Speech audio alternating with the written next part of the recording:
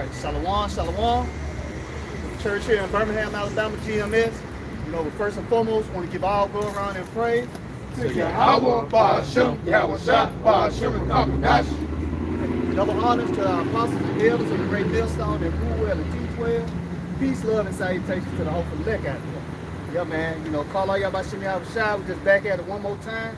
You know, week in, week out, prophesying the downfall of America and giving warning to you so-called black Latinos and Native Americans of the dangers that set to come to this place, man. You know, it's about to get real wicked out here, man. You know, the more it come out, the more it manifests. Ezekiel 7:5, man. You know, evil and only evil, behold, is come, man. You know, and we were sent to prophesy to you, to warn you of these things that's finna come, man. The second Esdras, chapter 15, on the verse 1, it says, behold, speak thou in the ears of my people the words of prophecy. Right? So we were commanded to come out here and speak the words of prophecy. Read that again, Brother. Yeah. Behold, speak thou in the ears of my people. He said, in the ears of my people. Who are the Lord's people? The so-called black Latinos and Native Americans. All right, the people on this side. All right, you got it, right? It says the words of prophecy. All right, the words of prophecy. You know, we're telling you what's going to happen before it happens. Okay? Yeah, right. It says, which I will put in thy mouth, saith the Lord. That's right, man. These are the words of YAHAWASHI, man. You know, we didn't just come out our own belly, come together and say we just going to go out here and tell the people that the world for the end. No, these are in the scriptures. You know, the famine. You know, the pestilence. You know, the World War III. You know, all these things are prophesied in the scriptures. And we were sent out here to warn you. Yeah, right. Jeremiah 28:8. The prophets that have been before me and before thee of old prophesied both against many countries. That's right, man. We prophesied against many countries. You know, telling you, you know, America, aka Babylon the Great, is about to be destroyed. Yeah. And against great kingdoms of war and of evil. Hey, of war and of evil. That's what we're telling you. You know, when the second woe is past, the third coming quickly, man. World War III is coming to America, man. You know, YAHAWASHI is about to destroy this place, man. You know, you got to say, and the pestilences. And pestilences, you know, more evils. You know, more pestilence is coming, man. You see all these different variants. You know, Thank you. You know, and pestilence, man. You know, evils that you got. If you say the prophet which prophesied of peace, when the word of the prophet shall come to pass, then shall the prophet be known that the Lord hath truly sent him. And pretty much when you start, when our reality becomes our reality, man. The things that we prophesy of, when you actually see it and you living in it, then you're gonna know that we were set up by YAHAWASHI, which you people know is God and Jesus. And you're gonna know that we were truly sent now, man. To back y'all up. Amos 9 and verse 8. Behold, the eyes of the Lord, YAHAWAH, are upon the sinful kingdom. Yeah, that's talking about America. Okay, back then it was Israel, but now these plagues apply to America. Deuteronomy 37, right? So yeah, that's why we out. The Lord has sent us out to proclaim to you Israelites, so-called Negro, Latino, Native Americans, that this place is coming to an end, man. And if you want to live, well, guess what? The Lord has sent out His power for you to hearken to. If you don't want to hearken, guess what's waiting for you? Death and destruction. So the Lord said, behold, the eyes of the Lord are upon the sinful kingdom of America, and I will destroy it from off the face of the earth. Saving, I will not utterly destroy the house of Jacob, says the Lord YAHAWASHI. Yeah, so the remnant, the elect, as unknown in the scripture, when we say, you know, from this destructive stuff, and you start to war with the amp up. You got chaos going over in the Middle East, Israel, and the land of Gaza, you know, and all this stuff is going to build into World War III, man, and with the end result, there's going to be America being destroyed and also Israel being destroyed, man. All right, and our people, the elect, getting saved from that. See? So that's why without telling you these things that are happening, this is prophecy coming to pass. See? I got something for you real quick. This is the book of Ezekiel 33 and verse 29. Then shall they know that I am the Lord when I have laid the land most desolate because of all their abominations which they have committed. Then you're going to know that YAHAWASHI is alive and well when He started killing them. Once judgment started coming forth, man. Because like Apostle Elder Gamal always say, what words don't teach, adversity will. A lot of adversity is going to really happen upon the the earth because of these niggas slothfulness and their reasons for not fearing YAHAWASHI. So when these trials and tribulations do come upon y'all niggas are gonna be fucking lost. You know? Y'all got it. Got it. Ezekiel 35 verse 1. Moreover, the word of the Lord came unto me, saying, Son of man, set thy face against Mount Seir and prophesy against it. It's like that's what we doing, man. You know, we prophesying against this place, telling you that it's about to be destroyed by thermonuclear missiles. What you got, Okay, he said, and say unto it, thus said the Lord, Yahawah BAHASHAM YAHAWASHI, behold, it's like it. Thus saith the Lord, man. You got it. Behold, O Mount Seir, I am against thee, and I will stretch out my hand against thee, and I will make thee most desolate. And this is the intents and purposes of the Lord for this lifetime, man. Concerning Mount Seir, the so-called white man Esau Edom, in which his enterprise is America, man. And the Lord said he's against it. You see, to make it most desolate. And you ultimately, you see in the beginning stages of it, where the perfection of World War III is going to be for this place to get hit up, man. You see, you know. Pretty much, you know, the so-called white man. The Lord deals with kingdoms, man, all right? You might get Daniel 4:17. You know, the rising and falling of kingdoms. And we just happen to be at the end of the empire. The last empire is spoken in Daniel the 7th chapter. Going to the fourth beast of the Roman Empire, which was revised in the form of America in this beast system. So we're at the tail end of that shit, man, before the kingdom of heaven can be established. So that's why the Lord has sent us out. See? Go ahead. Yep, Daniel 4:17. This matter is by the decree of the watchers and the demand by the Holy One of Israel, so like by the word of the Holy Ones, to the intent that the living may know that the Most High ruleth in the kingdom of men and giveth it to whomsoever he will, and setteth up over it the basis of men. Yeah, so the Lord gives us whoever he wants in the kingdom.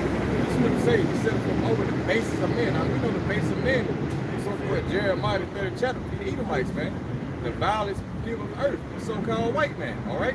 So this nigga's time of rulership, and which he ruled the whole world by way of corruptness, despised and all the Most High is coming to an end, okay? So the Lord has a cutoff point for this nigga, man. That's what you people don't understand. You think America's going to continue forever? Well, it's not, all right? And the scriptures go into that. They go into the destruction of the so-called white man. Let me get what's like? We got something to bag you up real quick. Proverbs 16:4. The Lord hath made all things for himself. Yeah, even the wicked for the day of evil. Yeah, the most, hey, people don't understand that the Most High deals with both sides, all right? Get Isaiah 45 himself. You know, because he deals with the left hand and the right hand. He deals with evil and also good. All power comes from the Most High Yahawah, man. You know, there's no source out here that trumps the power of the Most High. And that's what you people don't understand. So you think you walk around and say, I really want to. You think you walk around and, you know, doing your own will, not knowing the Most High control you, man. So we feel what his will. Even the wicked, so-called white man, he can't help himself. He has to go or be in opposition to the Most High, man. So-called white man. This is the book of Isaiah, chapter 45 and verse 7. I form the light and create darkness. I make peace and create evil. I, the Lord, YAHAWASHI, do all these things. Yeah, the Lord do all these things. What does that show you? That the Most High is at perfect power. He's just, balanced. Everything is way out of measure, you know? So you got to consider that when you step into the realm of YAHAWASHI, man. You know, nobody is working towards their own will. Nobody's doing their own thing, you know? What's that, Proverbs 20, 24? You know?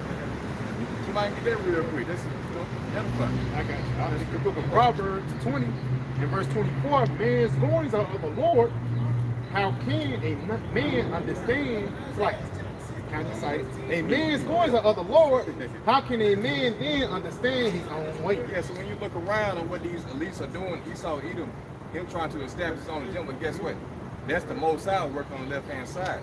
You see? So he's not doing it according to his own will, all right? The scripture said to deceive and to deceive with his. You see? So this nigga think that he's doing his own thing, not knowing that the Most High is controlling him to do what? To glorify his name. All right? So the Most High can bring in the right hand, YAHAWASHI, at the end of this man's empire to destroy him, to make his name more glorified in the earth, man. So knowing that, the Most High has a cutoff date. Oh, so like back you up, like this is Romans chapter 9 and verse 17.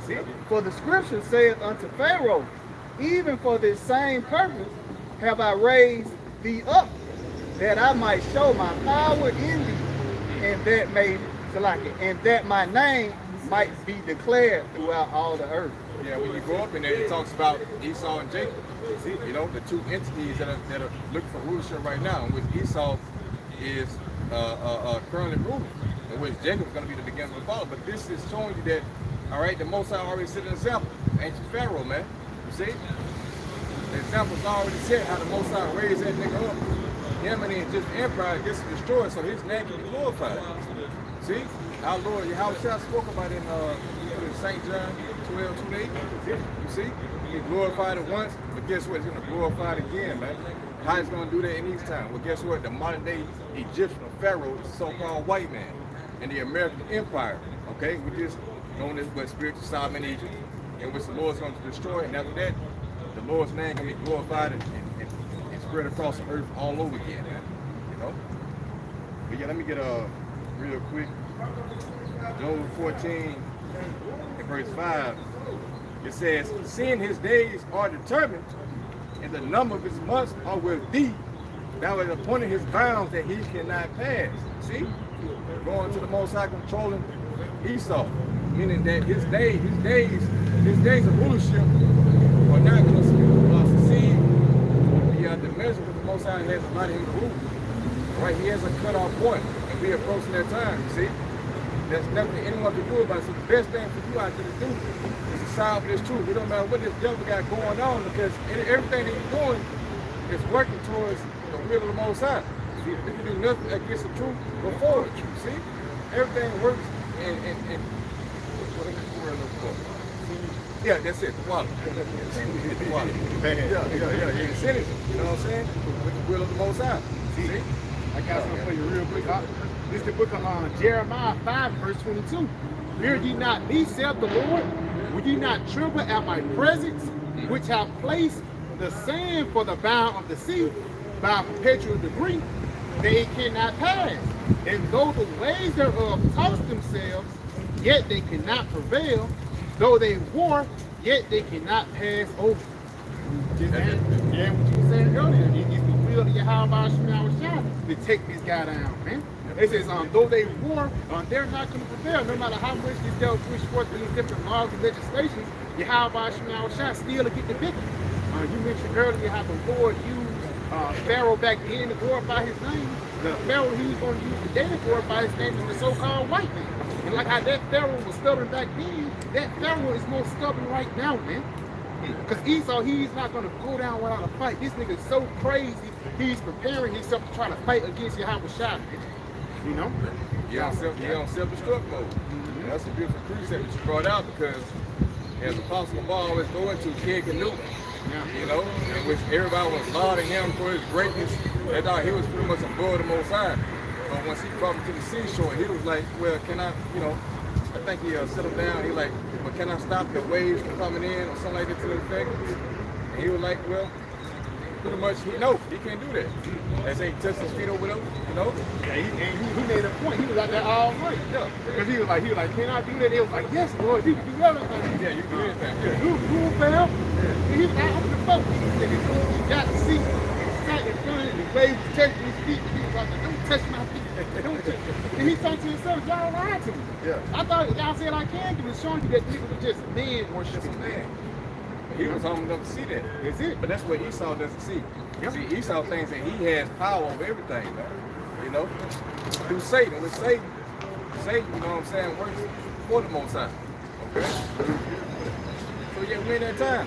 As things begin to wrap up, as prophecies begin to burn forth, you know, we get excited because we know that the word of YAHAWASHI is going to pass. It's gonna come into effect, man.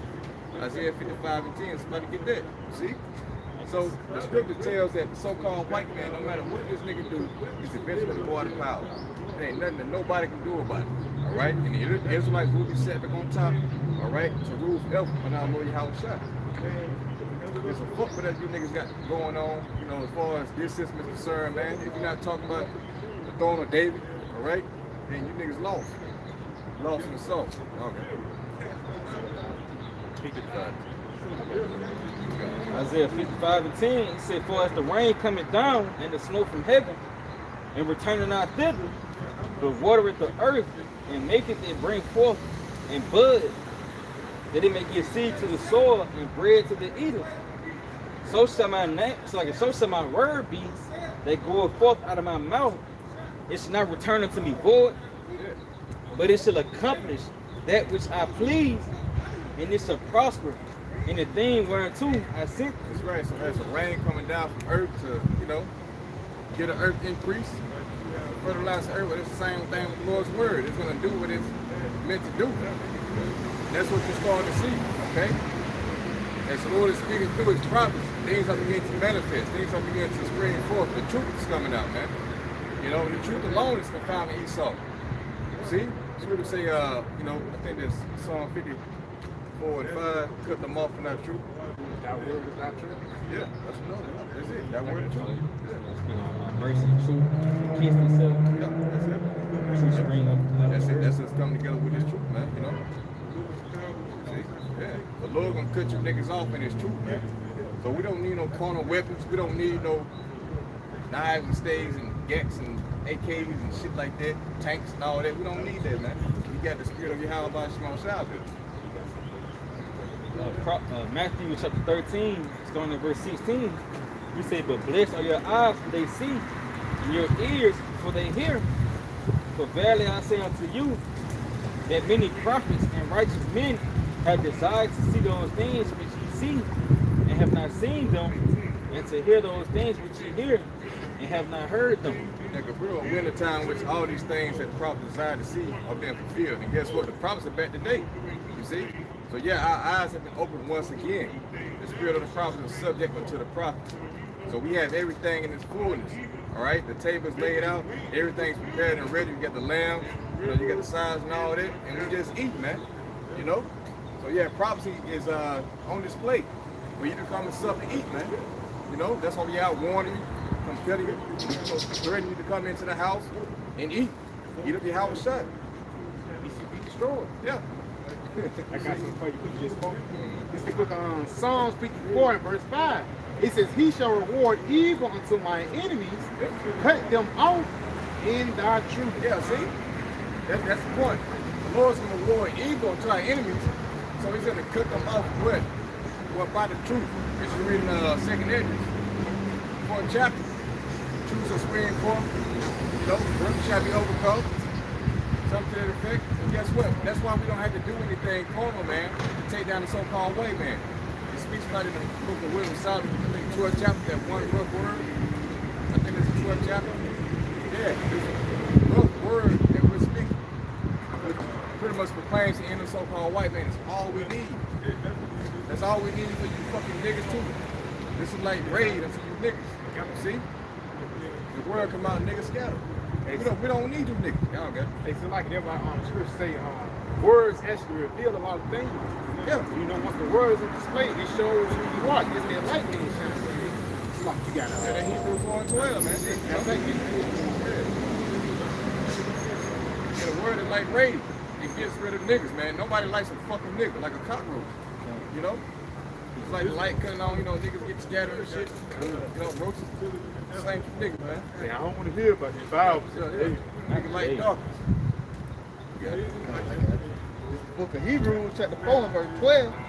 For the word of Yahawah Yahawashi is quick and powerful and sharper than any two-edged sword, piercing even to the dividing asunder of soul and spirit, and of the joints and marrow, and is a discerner of the thoughts and intents of the heart. Yeah, so people don't really understand how powerful the scriptures are. It cuts everything that you believe in, that you thought you believed in, right? So when your thoughts come in contact with the scripture, then you gotta consider. And a lot of niggas not really to consider your ways, man. You see? So this is the word of the Lord coming out. When it comes out, you niggas don't want no part of it. You get cut to the spirit, and you flee. You see? Meanwhile, the elect, they will be cut. And guess what? They're gonna benefit from it. Because what, they're going to be healed by the word also. See? That's a dual, divided with the word of the elect. It will be cut down to a base level, then what? They'll be built back up. See? By the same word, man. The same sword. Should I say? The restoration. Yeah. I got something for you real quick out the bag you up. Yeah. It's going back with the words of YAHAWASHI reveal who you are. This is the book of St. Luke 2 and verse 34. And Simeon blessed him and said unto Mary his mother, behold, this child is set for the fall and rising again of many in Israel. That's it. Yahushua said for the fall and the rise of many in Israel, man. Meaning that he was going to be a stumbling block. And guess what the stumbling block is? His word. See? I think it speaks about that. He should be for a storm in the... Yeah. See, the Lord is a stumbling block. And if you're not of the elect, then guess what? You're going to stumble when his word comes out. Right? That's why it's not for everyone, man. The Lord not looking for all Israelites. We're not up here trying to be fucking activists. You know, go out and pay the air sharpness book. Yeah. You see, we're not doing that. All we're doing is preaching the word on the highways and byways and making videos, and then that's going to gather the elect by the word. We ain't doing all that extra bullshit, man. All the gimmicks, marching and shit. See? Come. It says, and for a sign which shall be spoken, yet a sword shall pierce through thy own soul also, that the thoughts of many hearts may be revealed. Hey, y'all show you cut his mama. That's it. It's like niggas get offended. Get this shit passed out.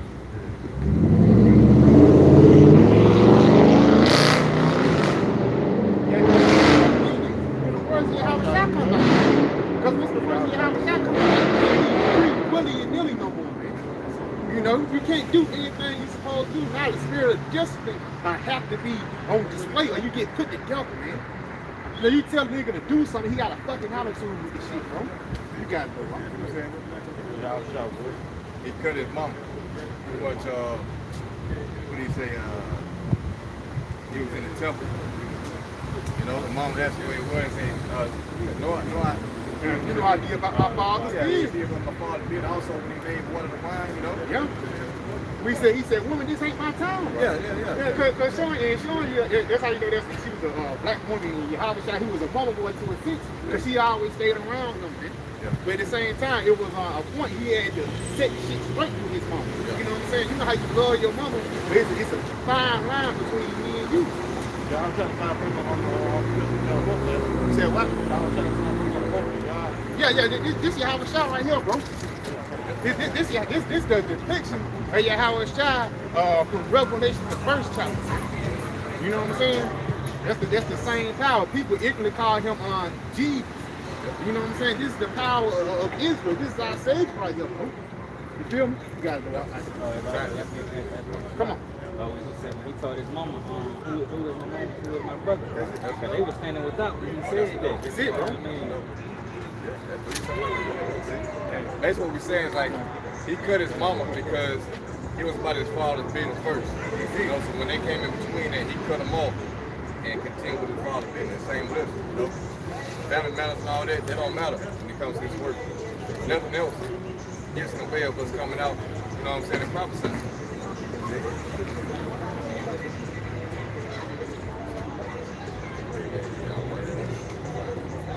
Yeah, man. How you doing? I had something to have just quoted. This is the book of St. Luke 2. And I'm just going ahead and get to the point. This is the book of St. Luke 2 in verse 49. Matter of fact, I'm going to start verse 48.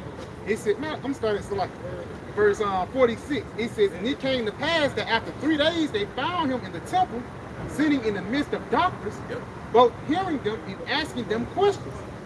And all that heard him were astonished at his understanding and answers. And when they saw him, they were amazed, and his mother said unto him, what hast thou thus dealt with us? Behold, thy father and I have sought thee sorrow. And he said unto them, how is it that thou sought me? Wist ye not that I must be about my father's business? See? Just follow that same thread. See, when it comes to the working thing, don't let those battle, man. See? People get offended offended. You know what I'm saying? Because we so dedicated to doing the Lord's work. But this is for a greater cause. This ain't for right now, man. This is for a greater cause that we're doing. For the betterment, ultimately for the nation by people. You know, starting with the elect. The Lord has called us to do his work, and this is all the Lord cares about. He don't care about anything else going on in America, man, or anywhere else. We sent for the prophesy, man. We have sacrificed our life to do the Lord's will. See? That's what people are not willing to do. People want to still keep their life here. They still want to, you know, indulge in revelry or idolatry, you know, but we have forsaken our life because what ultimately it says is what Matthew 19 and 27, you know what I'm saying? We're going to receive all that back. We're going to get all that back, man, you know? And we believe that. Niggas don't believe those scriptures when they read, you know what I'm saying? They don't believe that. No, we believe that, man. Hey, that's why it's a certain power or a certain reverence when you come out of it. Because even when YAHAWASHI, when his mother seen him, he was doing the work. And when YAHAWASHI said, blessed is the man, when I come shall find so doing. Basically, blessed is the man when the Lord comes and he find you doing the work, man. This is the main reason why we out here to gather together the whole elect of the nation of Israel, man. Not everybody else, but the whole elect. You know, of YAHAWASHI. Because my face said the whole service. People said the whole nation. The whole, the whole elect, you know, the 144,000 with the 1/3, man. Because niggas even get offended how when we bring out this truth, man. Niggas said, I would have said it this way. Niggas got offended about the great doctrine. Yeah. You should have said it a better way, Akim. Nigga, fuck you, man. Yeah. Next lot, you got it. Yeah, man. Hey, for real. Hey, fuck y'all, man. You know? If you don't agree with this word, you know, no matter how rough we talk, you gotta listen to the message coming out. That's it. If you're not willing to hear that, then fuck you, man. You know what I'm saying? There ain't no real cuss word. A cuss word is like somebody putting an actual curse on you. So, ain't nobody put no curse on you, nigga. Well, yeah, I guess we did say fuck. Yeah. but you know what I'm saying, you know what I mean? So I be rude in speech. Yep. Yes, not in knowledge. Yeah, that's it. What up? Hey, I made how should I call them niggas a generation of circus and Bible and shit. Old Wicked cuss and word. adulterous generation. Tell that fuck, you know what I'm saying? Tell that bitch ass nigga, that's what y'all was saying. Tell that bitch ass nigga. You know what I'm saying? I'm gonna teach you today, you know, teach you today tomorrow. But there was spirit niggas so used to being raised in the Baptist church, being under the mother and grandmother, they emotional when it comes to the words of YAHAWASHI. Nigga was the best singer in the choir. Now he can't sing when not even nigga offended. You know? You got it. Even these other groups, man, they get offended. You know what I'm saying? That's why they be so PC when they just word to people. You see? That's why they compromise the doctrine. They don't want to offend nobody. See? But we have not shunned to declare to you all the counsel of the Most High. And we don't give a fuck who we offend. If it ain't for you, it ain't for you. You see? We got niggas compromise the gospel just to please another nigga. They don't want to put their heart. What kind of shit is that, man? See? We're not up here for that, man. We're here to preach the whole gospel of YAHAWASHI. You know, from death to fucking Esau, 2/3, and whoever else with this nigga, man. You see? Yeah, this Galatians 1 and 10. He said, for do I now persuade men or the Most High? Or do I seek to please men? For if I yet please men, I should not be the servant of Hamashiach YAHAWASHI. Thank you. See? So if you're seeking to please men by coming up with gimmicks, you actually appease them to get them to come in rather than just preach the whole word, then guess what? You're not really serving the Most High, man. See? You're not giving them 100% truth. That's why niggas don't speak about the MOTB, World War III, the famine, so on and so forth. The great death that's coming.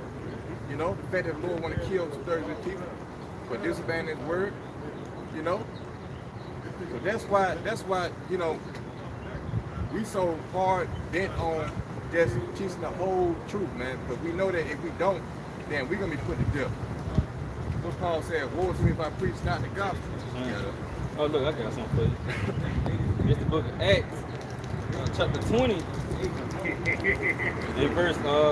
start at verse 26. He said, wherefore I take you to record this day that I am pure from the blood of all men. For I have not shunned to declare unto you all the counsel of the Most High. Guess what? It takes fear to teach the whole gospel of YAHAWASHI. A lot of these niggas that you see, they don't really fear. That's why they hold back. We don't give a fuck because we figure how BAHASHAM on shine, man. See? So we're pure. Lord, when we continue, we're pure from the blood of all men. See? I mean, in the time of judgment, the Lord gonna look over us, you know, and Lord, will we get a pass? We'll get a, you know, we'll be cleared. But for all you niggas that out there, you know, faking, teaching, killing, doing sick, compromise the gospel, you know, get all your fucking gimmicks, you know what I'm saying? So, hey, at that time, what was it? 1 Peter 4:17. Judgment gonna begin at the house of the Most High, so we'll see where you end up at, man. Right? Because niggas get offended because he even say something today. David Michael, he says, don't eat pork no more. Not nigga man, because he can't get a junior bacon cheeseburger. Yeah. Even when niggas come into the fold, nigga get mad because he have to work his way up. Motherfucker just want to jump to A to Z instead of doing those stepping stones. That's what the gimmick's for. Because instead of you coming sincerely and building yourself up in the spirit, niggas be building themselves up in the flesh, man. You know? It's Acts 4, start at verse 18. He said, they called them and commanded them not to speak all nor teach in the name of Yahawashai.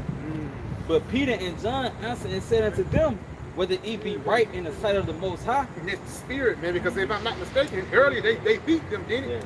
Yeah. It cast them away and shit like that. And the same thing is coming again, because like the scriptures say in Matthew the 5th chapter, blessed are they that are persecuted for righteousness' sake, man. It's going to get to a point when prophecy must be fulfilled, man.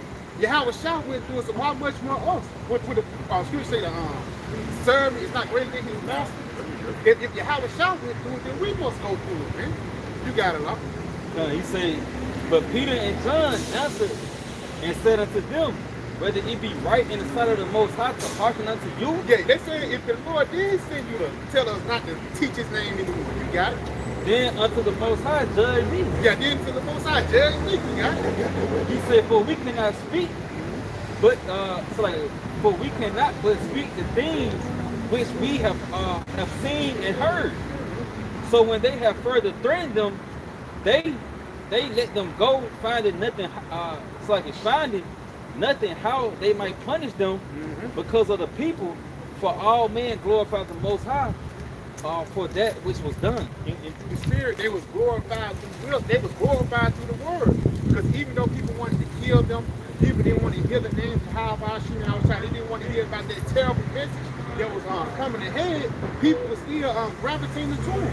And the scribes and Pharisees, the niggas that was being over righteous, for lack of better words, but listen, yeah, just let them go. Because if we do something to them, they gonna do something else.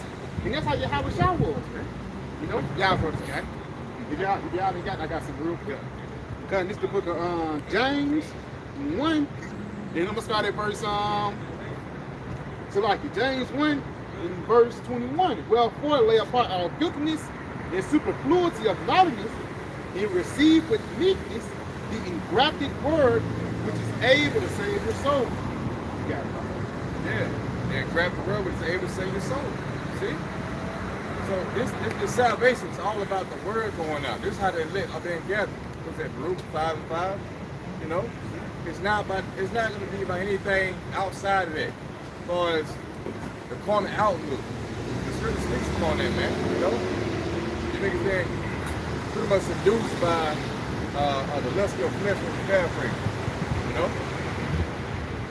Going to the outward appearance, going to the outward appearance and all that. You know, lust of the eyes and whatever. Nah, man. It's all about the testimony of Yahawah. There's only one doctrine. There's only one truth. See? There's only one way. Second Ezra, chapter 2, and verse 47. So he answered and said unto me, it is the Son of the Most High, whom they have confessed in the world. Then began I greatly to commend them that stood so stiffly for the name of the Lord. Yeah, so this is future tense, you know? But it's talking about right now. This is talking about us out confessing the name, not only the name, but what the doctrine. The reputation of our Lord Yahawah's testimony. You see? It said that we still were so stiff for the name of Yahawah, and that's going into, there's going to be a great persecution that comes from preaching this word out, man. You see that narrative being built right now. You got infiltrators from Hamas. Yeah.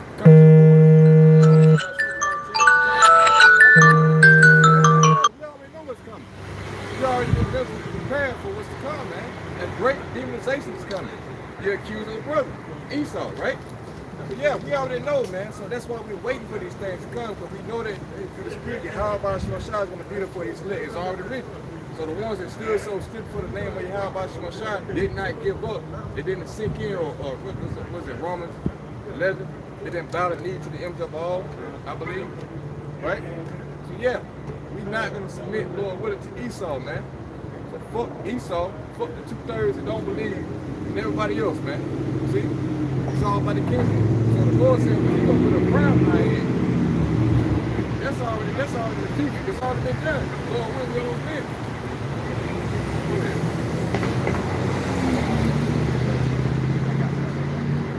Going back, it's from the St. Matthew 7, and I'm starting at verse 24. Therefore, whosoever heareth these sayings of mine, and doeth them, I will liken him unto a wise man, which built his house upon a rock. That's it. A wise man is in his house on the rock. That rock is who YAHAWASHI. You know? Your foundation is going to be sure. Meaning that when these winds come, it's going to go into, you're not going to be moved. Go ahead. It says, and the rain descended, and the floods came, and the winds blew, and beat upon that house, and it fell not, for it was founded upon a rock. Yeah, that house represents your mind, man. You know? So when the storm comes, there's a great storm coming. I had a dream like a week ago, man. I ain't gonna go into it, but you know, a storm is coming. You know, in which the wind's gonna blow. It's going to all these different oppositions, tribulations in water. Acts 14:22. See, all those gonna come. They're gonna beat up in your mind. You know, and if you're not stable, guess what? Your mind is gonna be overthrown. You're gonna be cast down. The house is gonna be cast down, man. So if you build your foundation on YAHAWASHI in the testimony that he has put out, then guess what? You're going to be stable that time. It's Isaiah 33:6, right? Wisdom and knowledge is going to be the stability of your time and the strength of your salvation. In this book of Philippians 3 and verse 8, he said, yeah, doubtless, and I count all things but loss for the excellency of the knowledge of Mashiach YAHAWASHI, my Lord, for whom I have suffered to lose all these.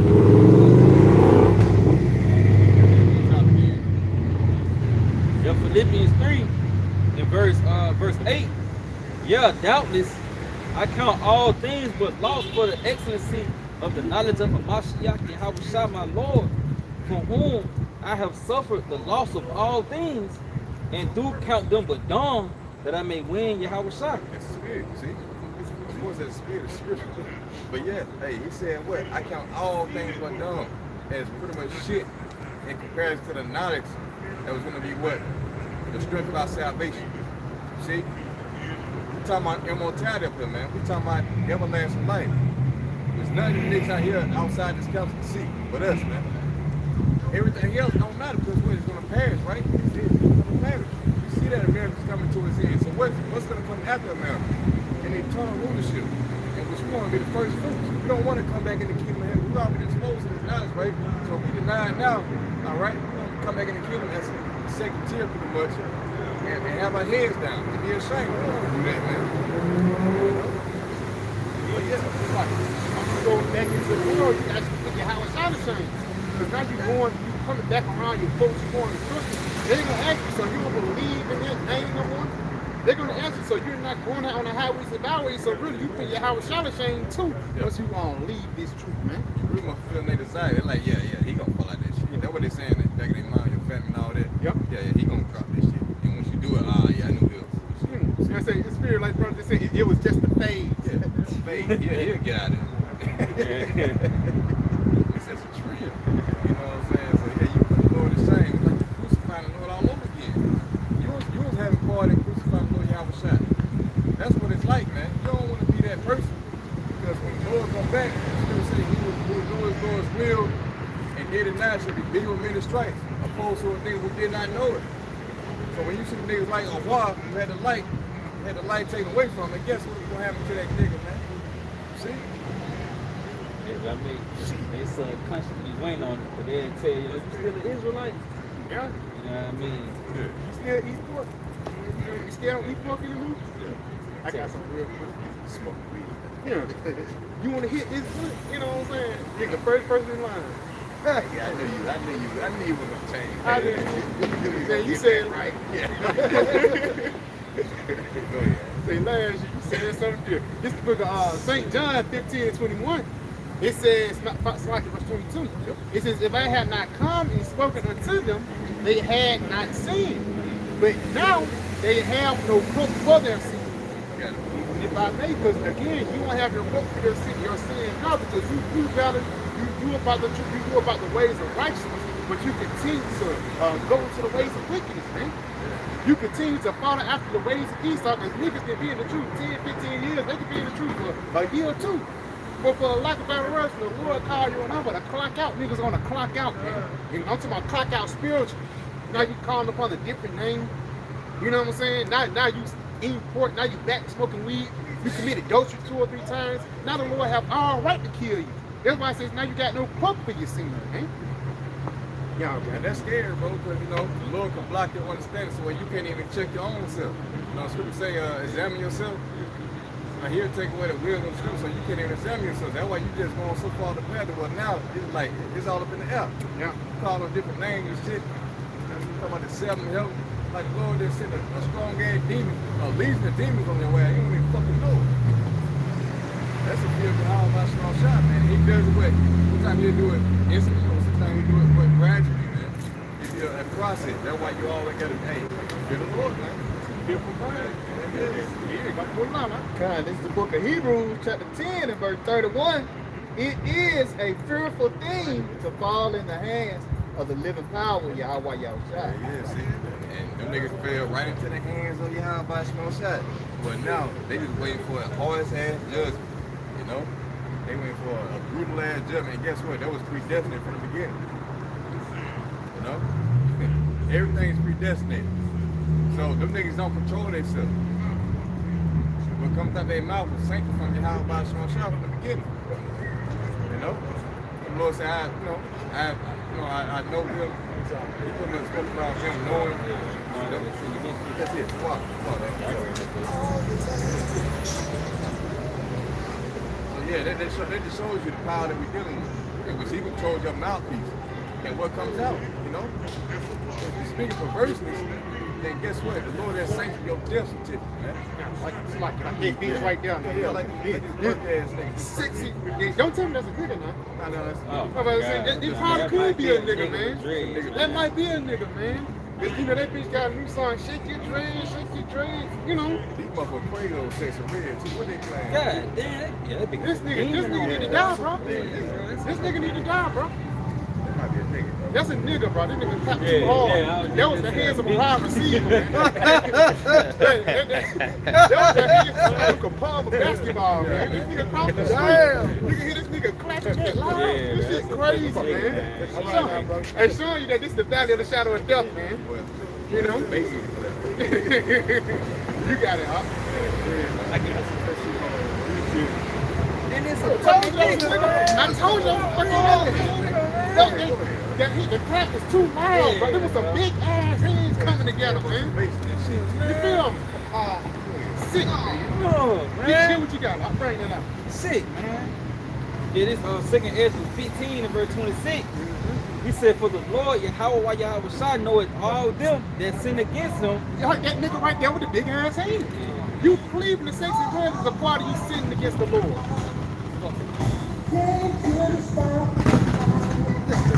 I respect that part of that's I really respect it. Nigga with that report by, man. You know? They been tricked the fuck out there. We tell, man. Got his picture. I can read that again. Yeah, this 2nd Ezra 15 and 26. He said, for the Lord, YAHAWASHI, knoweth all them that sin against him, and therefore delivereth he them unto death and destruction. That's what you see happen. You got people departing from the faith. You know, people walking away from the truth, doing their own thing, teaching their own doctrine, getting seduced by seducing spirits. That's a part of them being known from the beginning that they would turn away from YAHAWASHI, you know, and they will be led into destruction. You And there's been many people that did that, you know. So that's why it's important to remain humble. The scripture say that greater the heart, the more humble yourself, man. See? But you can't think of yourself as being more than what you are. You ain't nothing but a guy. No, you ain't nothing but a servant. It's not. See? You should have said what Luke 17, you know, we're unprofitable servant, something to the effect. Matter of fact, we get that Luke 17 and 7. Yeah, we just unprofitable servant. 17.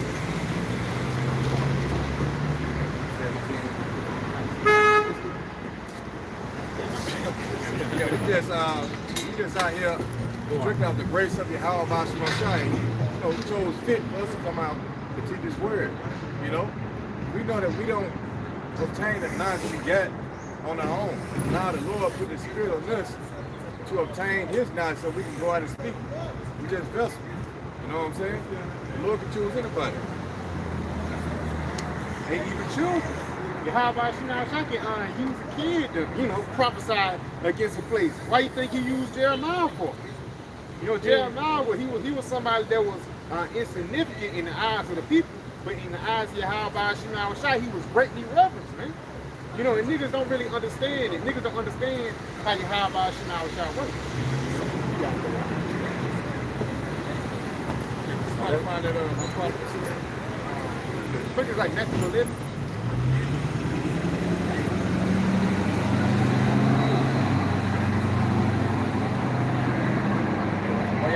Because pretty much, you know, we all deserve death together. Matter of fact, got it for a second.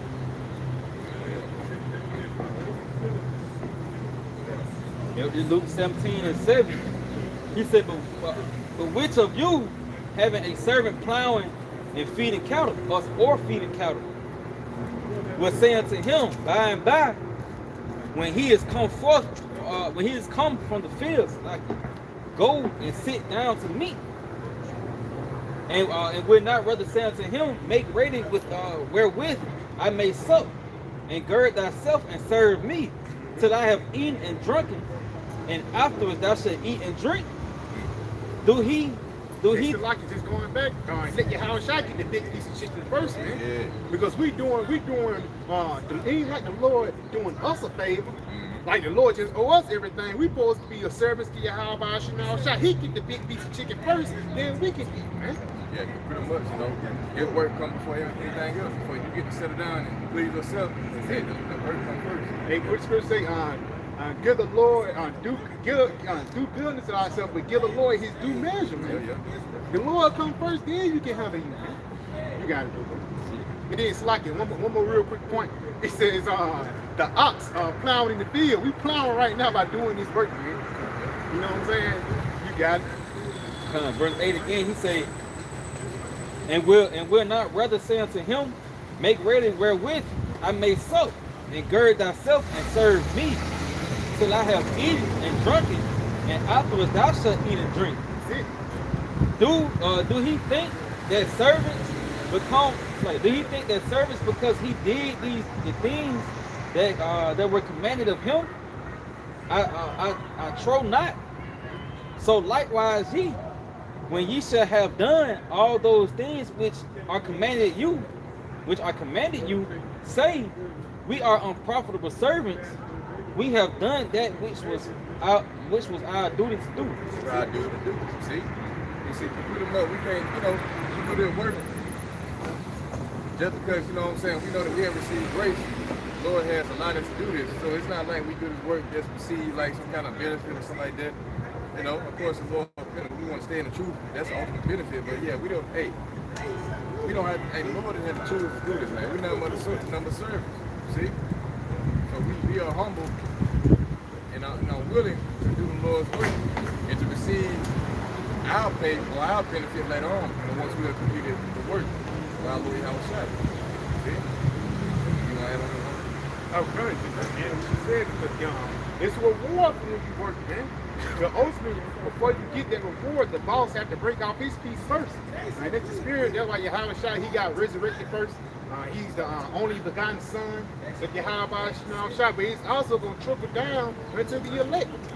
You know, and that's the beautiful thing about it. But really, that scripture is basically talking about once you do the work, You don't want to look for a pat on the back, man. That's it. No, you don't want to look for somebody to say good job. You know, ain't nothing wrong when a brother say good job and stuff like that, and you take it as it is. But what you want to really hear is when YAHAWASHI say, "Well done, thy good and faithful servant," man. That's when that's really gonna matter, man.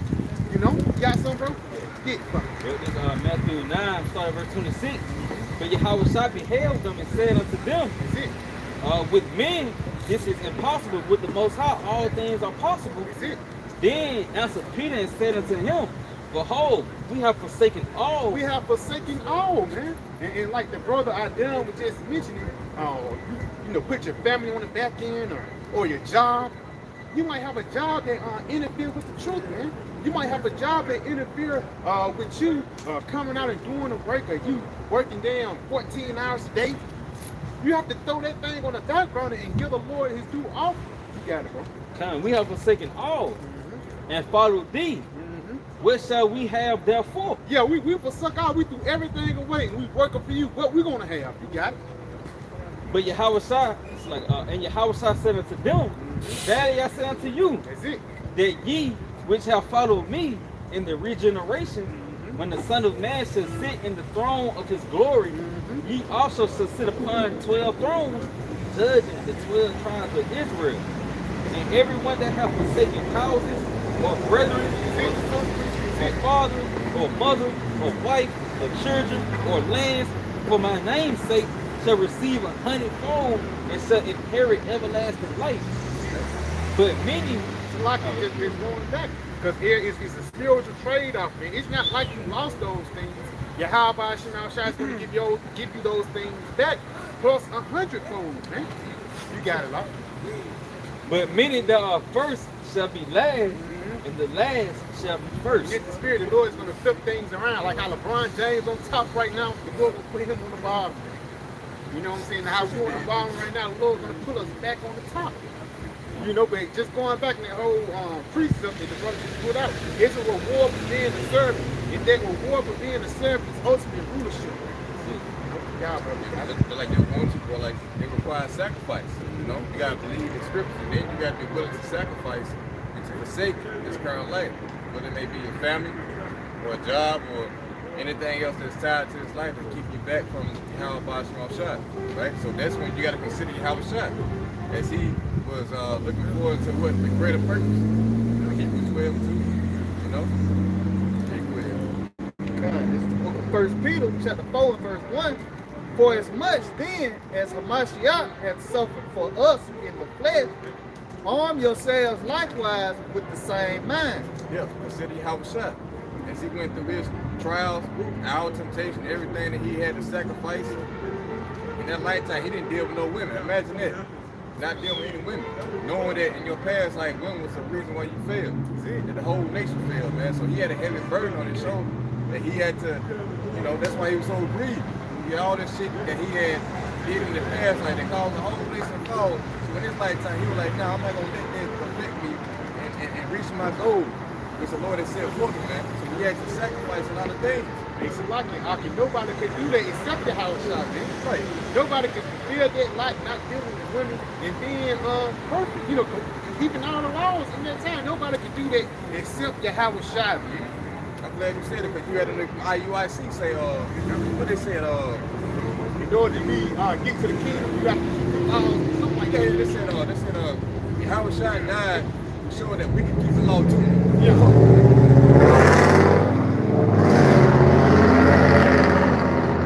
But you want YAHAWASHI though, man. If you can keep the law, then I want to see IUIC do it on video, Leviticus 20 and 13. You know? You know how much that diminishes the sacrifice YAHAWASHI made? And you saying that you can feel alone, man,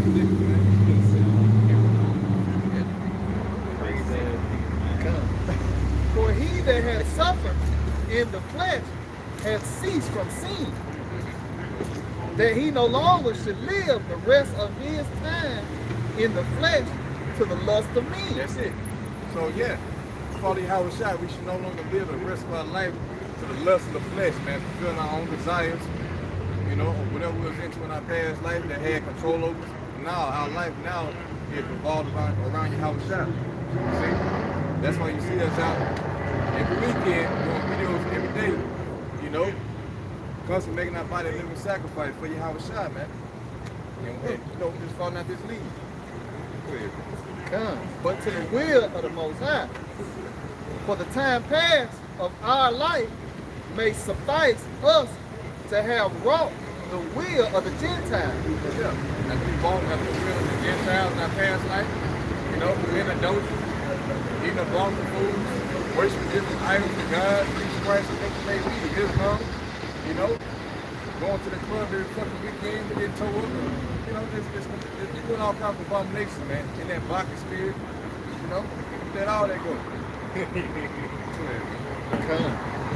When we walk in lasciviousness, lust, excess of wine, revelings, banqueting, and abominable idolatry. And abominable idolatry, you see. So we have been commanded to abstain from idolatry, man. As you've been cleaned by this word, well, guess what? You now embark on a new way, a new walk that is not in line with what we just read. All those things which are contrary, you know, with the YAHAWASHI. Wherein they think it strange that you run not with them to the same excess of ride. Yeah, so now that you're departed from that old life, now your old compadres, your cousins, your best friends, the nigga that you grew up with, high school, best buddies, whatever it may be, man. Now they talking shit about you. Well, that nigga on the highway, you know, he got a vibe, he cussing out white folks. This nigga crazy. He done grew up high, he look like a fucking maniac. You know, they're gonna talk shit about you. It's all good though, because now, you know, that means that you can make your body a living sacrifice for YAHAWASHI. You know? Speaking evil of you. There it is. Who shall give account to him that is ready to judge the quick and the dead? Ooh, so who's gonna give account? All right? It's YAHAWASHI that's gonna pretty much judge at the end. We know what's coming. These niggas don't. They don't know that they're abiding death. You know? For not being willing to change their ways, man. The Lord is giving us the spirit to change our ways. You know, to seek out the righteousness, to obtain eternal life. Okay? And that's what these niggas don't get, man. That's why they're gonna be destroyed. The book of 2 Corinthians 16. It's like 2 Corinthians 6 and verse 17. Wherefore come out from among them, and be ye separate, saith the Lord, and take not the unclean thing, and I will receive. Yes, the Lord said, separate yourself, just like our forefather Abraham. All right? The Lord called him away from his kinsmen. In the Genesis 12th chapter, you know, he said, I will show you a land. I will show unto thee a land, you know, or something to that effect, or a promise. Which I had given to you. Yeah. Because see, he saw something afar off. That's what all our forefathers saw, man. Something greater. That's what we see. So yeah, that's why we have separated ourselves, because we believe and have faith in the testimony of our Lord YAHAWASHI. So we separate again from our family. They look at you crazy now, because now you don't do the things that you used to do. You don't attend the barbecue cookouts. You don't eat pork and shit no more. You know, maybe back ribs. You know, the pig feet, chips, whatever, cat feet. Forsaking all this. Now you look like an eyeball. You're the black sheep of the family now. And that's what the Lord wants, man. He's not looking for all of Israel, only the elect. I got something for you. Real quick, this is the book of Psalms 51 and verse 10. Create in me a clean heart, O power YAHAWASHI, and renew a right spirit within me. Yeah.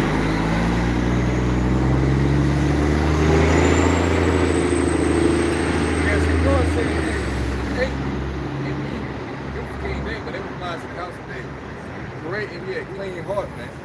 Read it one more time, God, this is talking about Psalm 51 and 10. Create in me a clean heart on power and renew a right spirit within me. Yep. Because see, we were tainted. We were polluted with the philosophies of America, man. In which now we had to be what? Washed and cleansed by what? By the way of the word. This is the book of St. John, chapter 15 and verse 3. Now ye are clean through the word which I have spoken unto you. Yep, the testimony of YAHAWASHI, it cleanses us of our filth. You know, we've been cut through the spirit, with the sword, you know, and we've been washed with the living waters, man. You know, believers that benefit at the end of the day, you know. Isaiah 43:21. He said, "This people have I formed for myself; they shall show forth my praise." He said, "But thou hast not called upon me, O Jacob, but thou hast been weary of me, O Israel." Yes, the Lord formed us, you know, for His praise, man. See, the Lord willing, we continue. Got something for you, Simone? No, it's Ephesians 5, verse 26, that he may sanctify and cleanse it with the washing of water by the word. By the word. It says with the song, get everything there. Now say, young man, cleanse the way. oh, See? yeah. Which one you looking for? But that was good. So you get them next. Get that, Yep, this book of Psalms 119 verse 9. It says, "Wherewithal shall a young man cleanse his way? By taking heed thereto, according to thy word." That's how you're gonna cleanse your way, man. That's how you're gonna come out of America. That's how you're gonna come out of Christianity and all these different ideologies, whether maybe Islam, Islam or is that Islam? Yeah, Islam, Buddhism, Buddhism, you know. That's how you're gonna start worshiping holidays, you know. You're gonna come out of all that by the way of the scriptures exposing to you your wrongdoing, how you offended. Therefore, you're gonna feel sorrowful and you're gonna repent from it, and then you're gonna turn back to the power. Yeah, this is the book of Psalms, chapter 19 and verse 7. It said, "The law of the Lord is perfect, converting the soul. The testimony of the Lord is sure, making wise the simple." Yeah, the testimony of the Lord is sure, man. Making wise and simple. All right? And it's perfect at converting the soul. We've been converted over here, man. You read what Romans 12 chapter. See? Get that real. So there's a transition that's going on here, man. Before we can go into the kingdom, but there has to be a mental transition. You gotta forsake America, forsake this current system and everything that's involved with it, and subscribe to the testimony of YAHAWASHI, which is only one doctrine. See? It's the book of Romans, chapter 12 and verse 2. "And be not conformed to this world, but be ye transformed by the renewing of your mind." Yeah, be not conformed to this world, man. He's talking about the word of Esau. It means to not be formed, like don't be in agreement with the shit that's going on here, man. The abominations that people are doing. As far as what, the adultery, the ABC community, you know, Christianity. The things that I just mentioned, you know, worshiping yourself, man. That's another big thing, worshiping your damn self. People get caught up into their own self-image, not knowing that they commit adultery anyway. They know they still, you know, still providing the dope. You gotta forsake your own self, your own way. Follow the testimony of YAHAWASHI.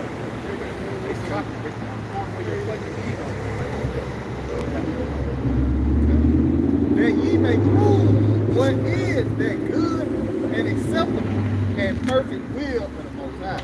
Yeah, because the will of the Most High is to, you know, save His elect, but it starts by the way of, you know, you repenting. And ultimately, the ultimate will is to destroy America too, man. You know? Like the brother was saying, you gotta be humble. You gotta be humble first. So the testimony of YAHAWASHI is supposed to your weakness, how you offend. You know, it pretty much creates that contrary heart. So within that, all that pride and arrogance is supposed to go out the door, man, knowing how you offend. You shouldn't even be alive right now. See? It's like that's the one that the Lord can really deal with you. The Lord, He deal with humility. The Lord don't deal with proud ass spirit. Like it says in the book of Ecclesiasticus, pride is one thing that the Lord hates, man. So if you're prideful, you think you got this world by yourself, you think this truth is all about you, then you have something coming for you, man. And what you have coming is ultimately death and fucking destruction, man. Because He even tells you in the book of Proverbs, the 16th chapter, pride comes before destruction, and a haughty spirit before a fall. So once motherfuckers start thinking about you, thinking about themselves, niggas start throwing the Lord on the back end and thinking the doctrine all about you, then ultimately the Lord's going to take your ass out, man. Like them hand-made preachers, y'all don't watch them niggas, man. Nigga, You know, all of a sudden everybody falls back. Hey, the Lord ain't dealing with shit like that. How about you know, shots and prayers to kill niggas that you in that fucking spirit, man? You see a lot of them made it die and shit. Yeah. Y'all really be killing them niggas, man. Because a lot of them really be committing adultery, doing a lot of wickedness. But for like about the rest, the Lord always ate them motherfuckers back. What's that guy who just died not too long ago, not Creflo, y'all? Another wicked preacher out there in Atlanta. Yeah, Eddie Long. Eddie Long bitch ass died. And then it came out that this nigga, he was a boat. You know what I'm saying? It came out that this nigga was extorting money and shit like that. At the end of the day, YAHAWASHI got that nigga back. If I'm not mistaken, I think that nigga died from AIDS and crazy shit like that. Good. You got it, Joe. Yeah, y'all got it. I got some real quick. Malachi 3 and verse 18, he said, then shall you return and discern between the righteous and the wicked, between him that serve the Most High and him that serve him not. Yeah, they're talking about the elect, man. They're going to return and discern. They're going to be given the proper knowledge and understanding of wisdom and scripture. The Holy Spirit, should I say, to discern between the righteous and the wicked. You know? And that's what we have been given. The Holy Spirit of understanding. That's what the 2/3 lack. Even niggas that's in these different camps, they lack judgment. See? And that's the thing, you niggas don't understand judgment. And that's why the Lord going to destroy 2/3 of people like that, man, because you refuse to hearken to his word, because ultimately the Lord blind you from the true benefit. Proverbs 28 and verse 5, evil men understand not judgment, but they that seek the Lord, YAHAWASHI, understand all things. That's weird. I've been thinking about that too. That's it. Yeah. Evil men, they understand not judgment. Listen to example. Listen to example. Hey, a baby getting shot. On South Central. Nigga on South Central got shot. He was stealing radio. And she said, yeah, he was just a baby. Yeah. He got replied, baby, my ass. You guys trying to steal my radio, man. So even when little niggas get shot, that's the will of YAHAWASHI. It's like it drove for himself. But yeah, I was just thinking about that little girl that got hung and shit in Florida. I used to see when I didn't the whole fucking ethics type, Al Sharpton type shit. Like, goddamn. Like, for what? They post on Instagram, I'm like, so missing, you know? Yeah. Man, hey, fuck all that shit, man. Hey, the Lord got that motherfucker missing, man. That's it. You fucking up the Lord plan now, man. Yeah. You know? Yeah, like nigga right there, you might get killed, you know, we don't feel sorry for that nigga. You gonna be missing. Put this nigga on the post. But yeah, even man understand our judgment. One thing you have to understand is truth is that, hey, all judgment is just, no matter how it is. Because guess what? It's the Most High that judges. The scripture says that, Luke 32:39, you know, he kill him and make him alive, and he can heal him. Everything comes from the Most High. But one thing you niggas don't understand is like reincarnation, like Lord can get you back from a past life in this life with a crazy situation that might not seem just at that time, but guess what? That motherfucker could have dealt because of something that he did previously.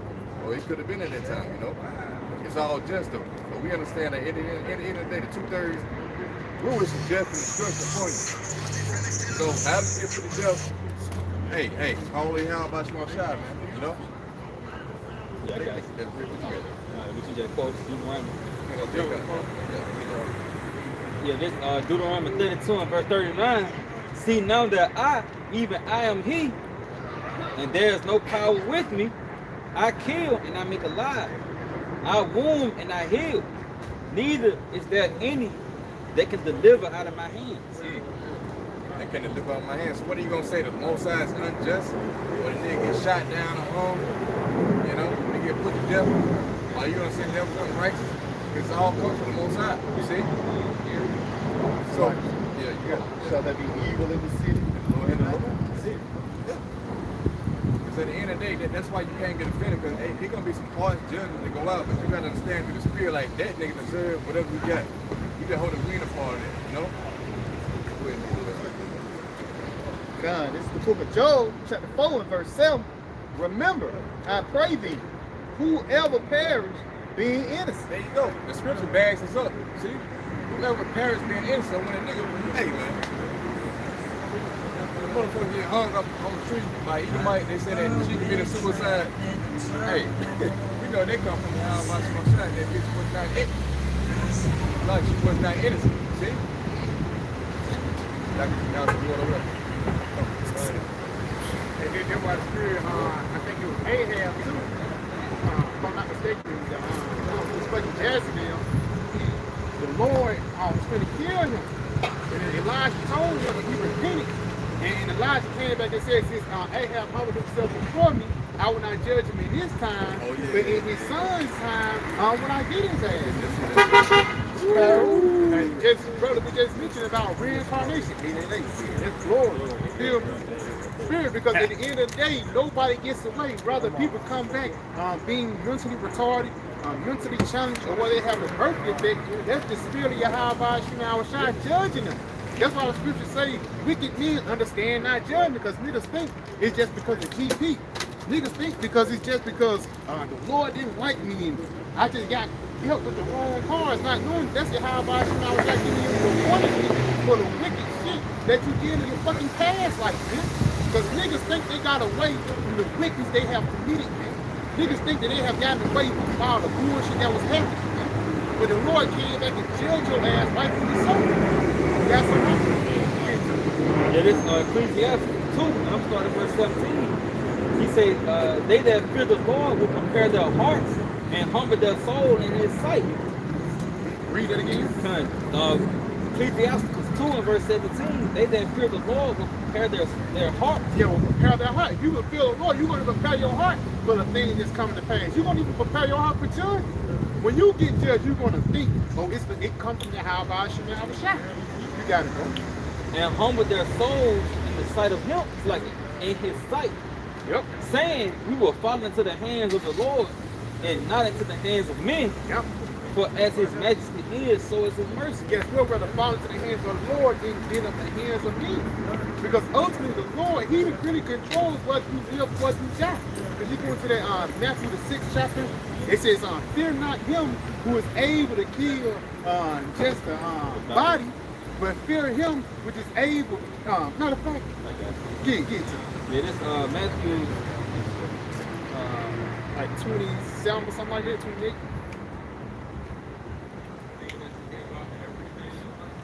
It says, fear not him which is able to kill the body, but fear him which is able to kill the body and soul in heaven. So the Lord can actually torture you. He can kill you and bring you back into somebody that's mute. He can bring you back into abusive, now you can break every day. And people say it was for no reason. Really, it was the reason of the bullshit you did last time. You got it, huh? Yeah, Matthew 10. Matthew 10, verse 28. And fear not them which kill the body, but are not able to kill the soul. That's it. Fear not them which able to kill the body, which is not able to kill the soul, because the only thing Esau can do is afflict your flesh, man. Whether he put more bills on you, he put a new doctrine inside the black women, now your bitch tripping. But like a better word, that's the most that Esau can do. Yeah. So rather fear him which is able to destroy both soul and body and head. So fear YAHAWASHI, because he's the one that controls the things that's happening on every human earth. The Lord controls every breath that you fucking take, man. And it be the spirit while certain people, they die peacefully, they die in their sleep. And some people die drastic. I seen a story of a man, he was getting some bumps, for lack of better words, and he had a heart attack in the middle of him, getting out. That's a crazy way to go out, but that's the spirit of the Lord made that man go out that way, man. Straight out with a bang. Like niggas think they get away with shit, you know what I'm saying? Not knowing the Most High, hey, he's long suffering, and his time's on a different, it's on a different frequency, right? Not according to you niggas out here. So Lord can get you from, from something that happened 2 weeks ago or 2 years ago or 2 lifetimes ago. You know what I'm saying? In one moment. This is the book of Ecclesiastes with Sirach, chapter 16, verse 11. And if there be one stiff-necked among the people, it is a marvel if he escape unpunished. It's a marvel if this nigga escape unpunished, man. If he one stiff-necked that don't want to hearken to the truth, to the Lord's word, and guess what? All right, it's a marvel. Meaning what? You should be surprised if he gets away from judgment. which he's not. Everything is accounted for in the scriptures. See? Right in the middle of the cloud. Oh yeah.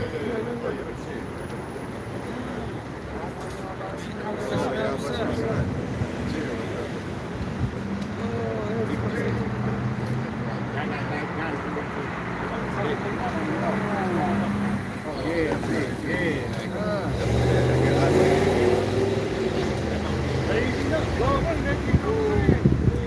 You get raised up too.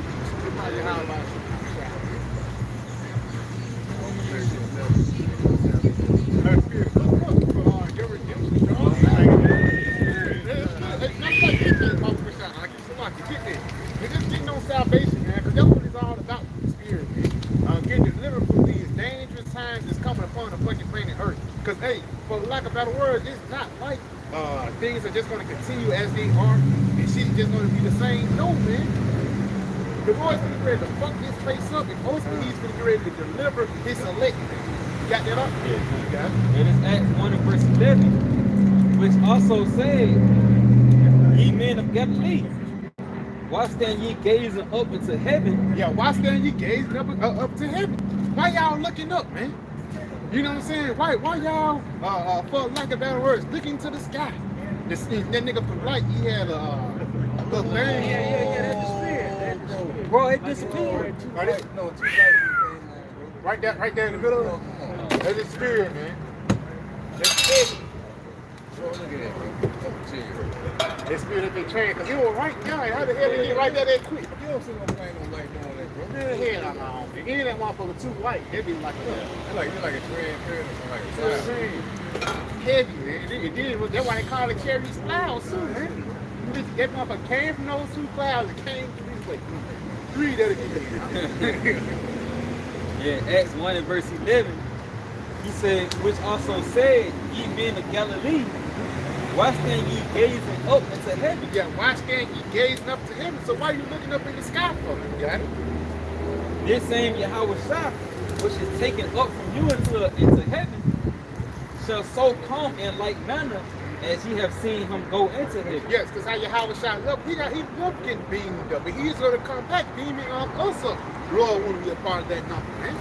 Prophet Bashar, they sit on it, get Romans 13 and verse 11. And then after they get like St. Luke 21, after these tribulations, you got it.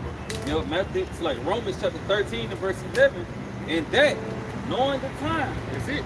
that now it is high time to awake out of sleep. Yeah, it is high time to awake out of sleep. It's not time to be fucking slothful, to sit back chilling, to be fucking working for Esau. No, it's time to work for the Lord, man. Because very soon, bro, shit finna fucking change, man. Niggas trying to save up for a new Christmas. You know what I'm saying? Niggas trying to save up for the holidays and Thanksgiving. For lack of better words, you doing that shit fucking vain, man. You supposed to be saving up so your Lord can save your ass, man. That's it. Put money in your spiritual bank account, bro. Because at the end of the day, that spiritual bank account, that's the one that's going to deliver you. Now, that's a plan right there. Yeah, that's a plan. The other one, no plane. Heavy. You know what I'm saying?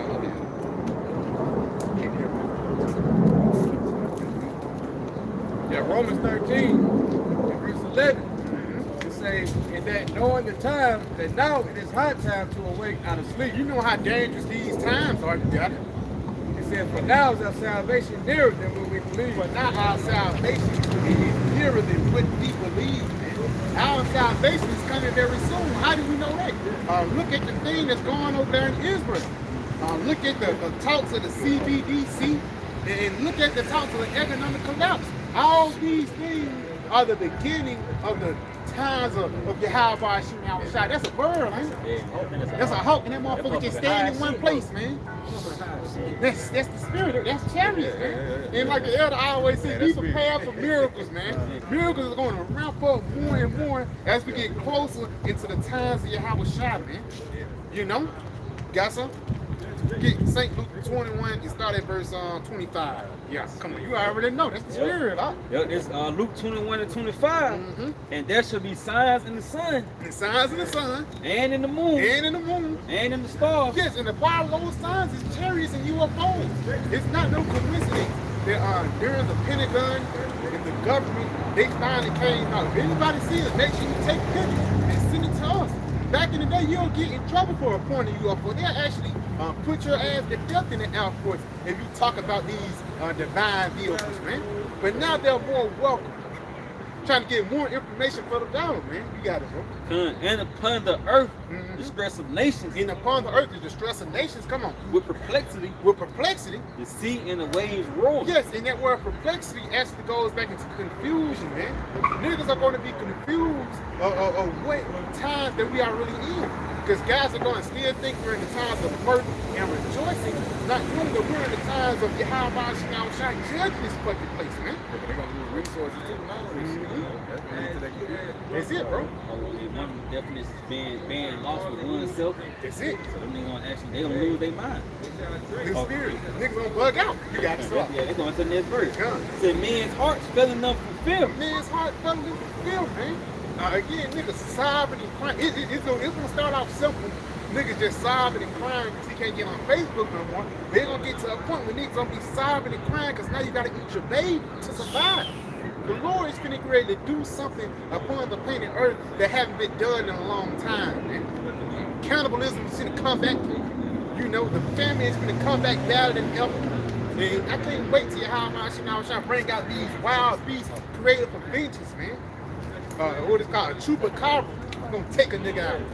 You know, you got some else? The 686 is 24.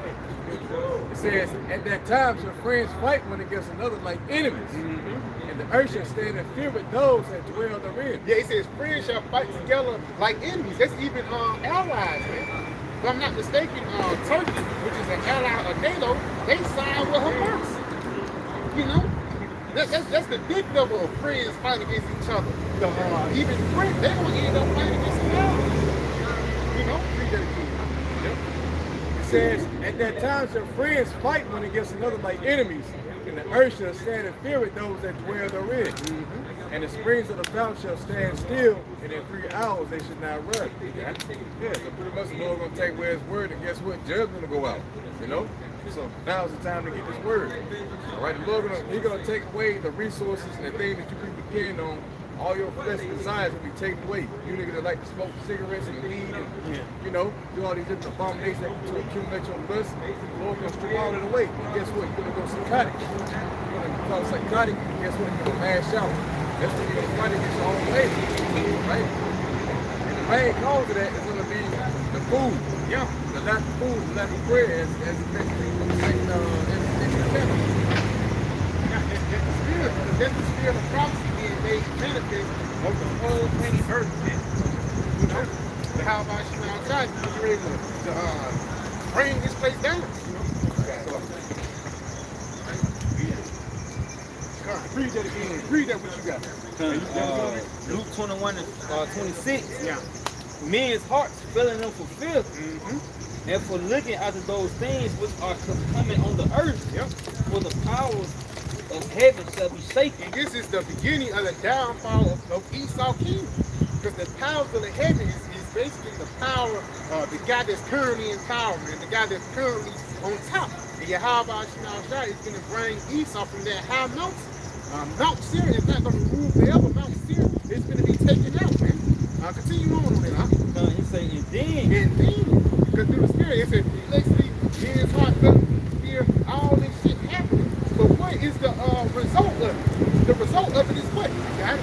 They shall see the Son of Man coming in a cloud with power and great glory. Yes, because it's the build up into the return of YAHAWASHI, man. All these things that's coming upon the planet Earth is actually the beginning, you know, of the kingdom of righteousness, man. You know, you got it, bro. He say, and when these things begin to come to pass, then look up. Yeah, when these things come to pass, then look up. Just looking up. Why? And lift up your heads, for your redemption draweth not. And that's why it's the size of cherries and UFOs coming more and more. Because salvation is closer than when we believe, man. Because God's doing that complete doctrine. You thinking once the Muslims get shot off, you're gonna be over there. You're gonna hop on a plane real quick and go to Israel. You're gonna hop on a plane real quick and go to South America. No, you're gonna actually have to get beamed up into a UFO to be preserved from the dangerous heat that's coming upon the planet Earth, man. You got something else? Yeah. Prophet Shah, give me Isaiah 26 and 20. Then go back. I know you went. Then go back to that. Because again, you cannot escape the dangerous times of Yahawah. Isaiah 26 and 20. He said, "Come, my people." Come, my people. Show you that the Lord, He's not talking to everybody. It's like when your mama leaves, she says, "Nah, cool, let's go." Your cousins don't go with you, man. The only one that go with you is the ones that's in that house. You got it? It's about changes. And their changes are the UFOs, the vehicles of our salvation. And that's the reason why we keep seeing them pop up more and more. For lack of better words, even during war. Because we got to realize too, once the Lord comes with the chariots of salvation, He's also going to come with the chariots for destruction. Come zapping Esau, the war in heaven. Esau and his space military fighting against these UFOs. Hey, for lack of better words, YAHAWASHI is going to have a lot going on in that day. But ultimately, it's going to be more than glorifying His name. You got it. Like you say, and shut thy doors about thee. You shut thy doors about thee. Come on. Hide thyself as even for a little moment until the indignation be overpassed. So you're going to have to hide into those chariots for a little moment until the ICBM nuclear missiles be overpassed, man. Until that heat calm down. You got something else?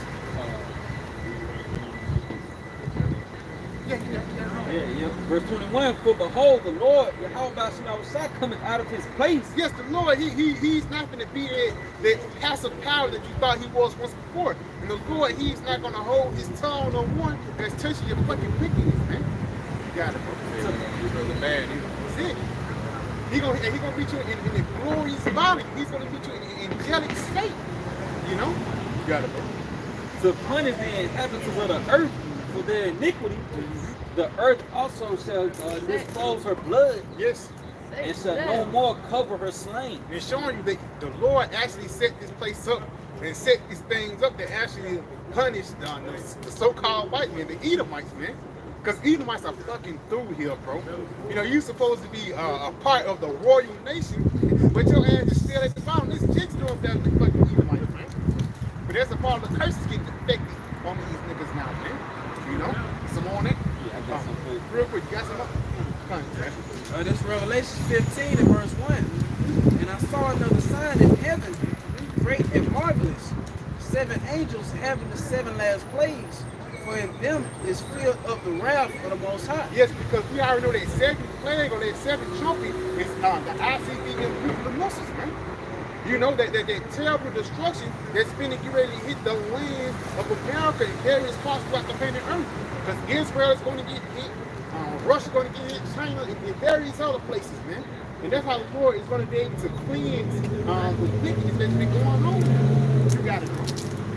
And I saw, as it were, a sea of glass mingled with fire. It says, and I saw, as it were, a sea of glass mingled in fire. Now, that sea of glass is just not talking about, you know, just looking through glass. But that sea of glass is talking about the ozone layer, man. You know, so John was actually outside the ozone layer looking down upon the planet Earth. You got it? And them that had gotten the victory over the beast. It says, and them that had got the victory over the beast, read it again. It says,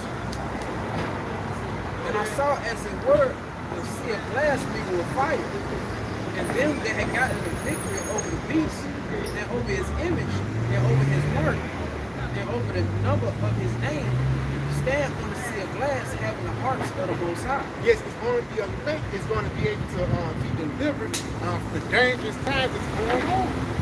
You know, because hey, in a sea of glass, once you look down, you're going to see Babylon on fire, Russia and China. You're going to actually see people, you know, the Lord give you those new bodies. You're going to have super sight to zoom in on niggas. The same nigga that's off and changing names of YAHAWASHI is the same nigga that the Lord is going to set on fire. You know that the Lord is not going to let enter into those chains. Is it on that?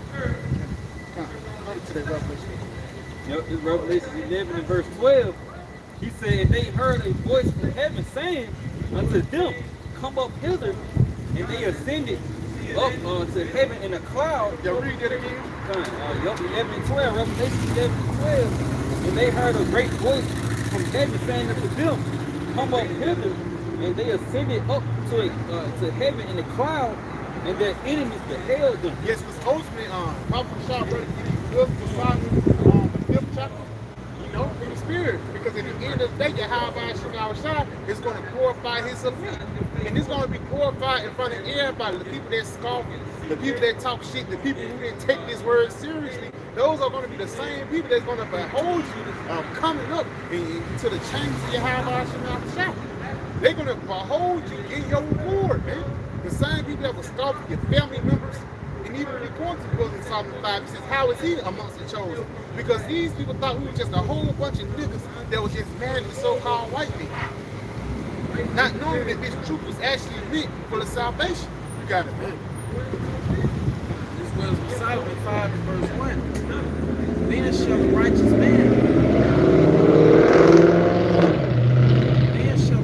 man stand in great boldness before the face of such as afflicted him and made no account of his labor.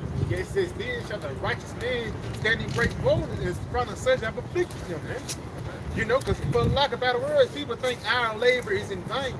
They think we're just out here being a whole bunch of crazy guys with dresses on and dollars in our hands, not knowing that it's a reward behind doing this.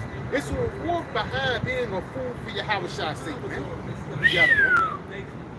Like the Lord said, who should stand up for me against the evil doers? See?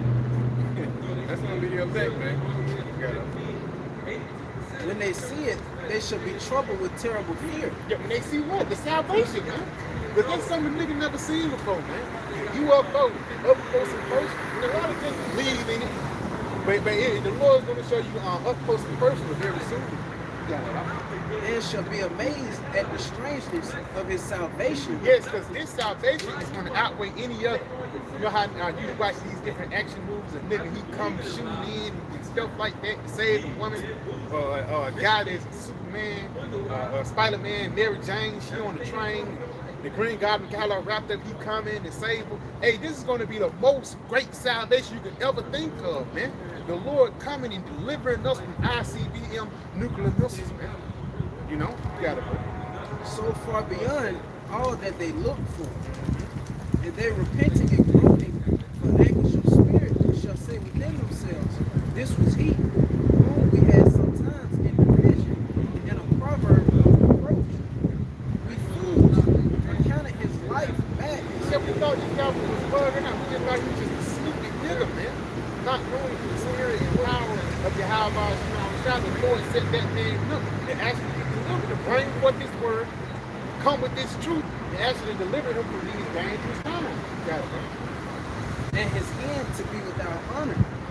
How is he numbered amongst the children of the Most High? And his lot among the saints. How is his lot among the saints? Well, how did he get saved from these dangerous times? You know, tell me this nigga, he's a chosen. That nigga there?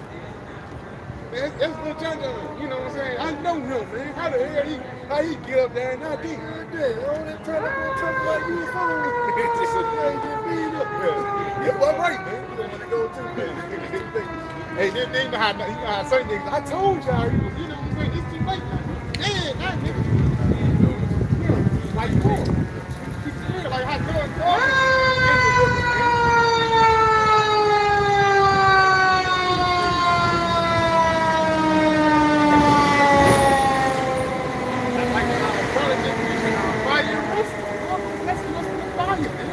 the nuclear fire, man. You know? Got something on it up?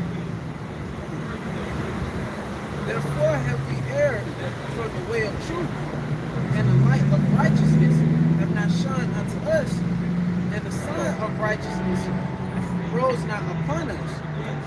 We wearied ourselves in the way of wickedness and destruction. Yea, we have gone through deserts but they're laid no weight. Yeah, because ultimately, guys, they trust in America, and America is vain, bro. America is dried up. That's why they compare this place into a fucking desert. This place don't actually satisfy your soul. It don't satisfy your spirit. The only thing this place do is satisfy your flesh, man. You know? That's like you trying to quench your thirst with salt water. The only thing you're going to do is make yourself more thirsty. So that's what you do when you try to put yourself in these American dream and live this American lifestyle. The only thing you're doing is making yourself more thirsty, more hungry, and want more. Not knowing that the thing that you need to satisfy your soul is the scriptures, man. You know? Hold on real quick. Yeah, this Revelation chapter 11 and verse 13. Matter of fact, tell me what you said. Yep, Revelation 11 and verse 12. And they heard a great voice from heaven saying unto them, come up hither.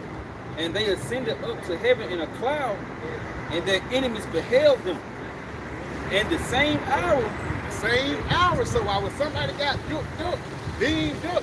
In the same hour, something else is going to happen, man. You got it, bro. was there a great earthquake. Was there a great earthquake? You know, earthquake is going to come through what? By ICBM nuclear missiles, man. But even once you go into the history of how ICBM nuclear missile works, for the lack of better words, it caused an atomic bomb, caused a small earthquake, but a nuclear bomb will cause the whole world to shake. 200 million of them. You got it, bro. In the 10th part of the city fell. In the 10th part of the city fell, and that 10th part of the city is the representation of America, man. Because what America is separated in 10 FEMA zones. You know? You got it, brother. And in the earthquake was slain of men 7,000. A complete number of men. And the remnant were affrighted and gave glory unto the Most High YAHAWAH, power of heaven. Yes, because the remnant was happy that the Lord delivered them from that dangerous time. Prophet Bashar give Revelation 7 chapter, start at the first verse. And you got something? Get Revelation 18 and like 4. Come out of it. Read that real quick. Revelation 18 and verse 4. And I heard another voice from heaven saying, come out of her, my people, that ye be not partakers of her sins. So the Lord is calling his people to be called out so they won't be partakers of the plagues that's coming upon the planet Earth. The plagues of ICB and nuclear heat. And again, people think that the missiles is just made for GP. Hey, the missiles are actually made to be put in fucking use, man. You know? You got it. It says, and that ye receive not of her plagues, for her sins have reached unto heaven, and the Most High have remembered her iniquities. So the Lord have remembered all the bullshit that these devils done from Hiroshima and Nagasaki, from a raging war on the Gadites and the Reubenites, even all back into 70 AD when this devil dealing to us. Hey, even from Cain and Abel. The Lord's going to get ready to pay this guy for all the shit that he did. And if you side with this guy, you're going to get the same fucking punishment, man. But the elect is going to be delivered out of it. The Lord have always left the remnant to always return back into him. What the scriptures say in the book of Sirach, as birds return to their light, so shall truth return to them that practice in her. So the Lord have always had the same elect around throughout all generations, throughout all ages. And throughout all those ages, the elect will return into their power, man. You know? You got something up? Come, you gotta get that Revelation. Yep, Revelation 7 and verse 1. And after these things, I saw 4 angels standing on the 4 corners of the earth, Yeah. holding the 4 winds of the earth, that the wind should not blow on the earth, nor on the sea, nor on any tree. And I saw Right there. And that angel is actually, those 4 angels that's holding back the winds is the angels that's holding back that ICBM, that nuclear heat, man. The destruction, because ultimately everything has to be done decently and in order, even the prophecy. You know? Because a part of the prophecy, the ICBM missiles, before they get shot off, the MOTV have to be active, the economy have to fall, the famine, tribulations and things have to happen before those missiles get shot off, man. You know? You got it, bro. He said, and I saw another angel ascended from the east, having the seal of the living power. That's it. And he cried with a loud voice to the 4 angels, to whom it was given to hurt the earth and the sea, That's it. saying, hurt not the earth, neither the sea, nor the trees. Yeah, hurt not the earth, neither the sea, nor the trees. And it's showing you that that wind is talking about that nuclear heat, man. That aftershock that come after when those ICBM missiles drop, man. Real quick. Come on, get to it. Jeremiah 51, verse 1. Thus saith the Lord YAHAWASHI, behold, I will raise against Babylon and against them that dwell in the midst of them that rise up against me a destroying wind, spiritual wind that's kept up, man. They just want to bring destroying wind in this wicked ass place, man. And we can't wait through the spirit of YAHAWASHI, man.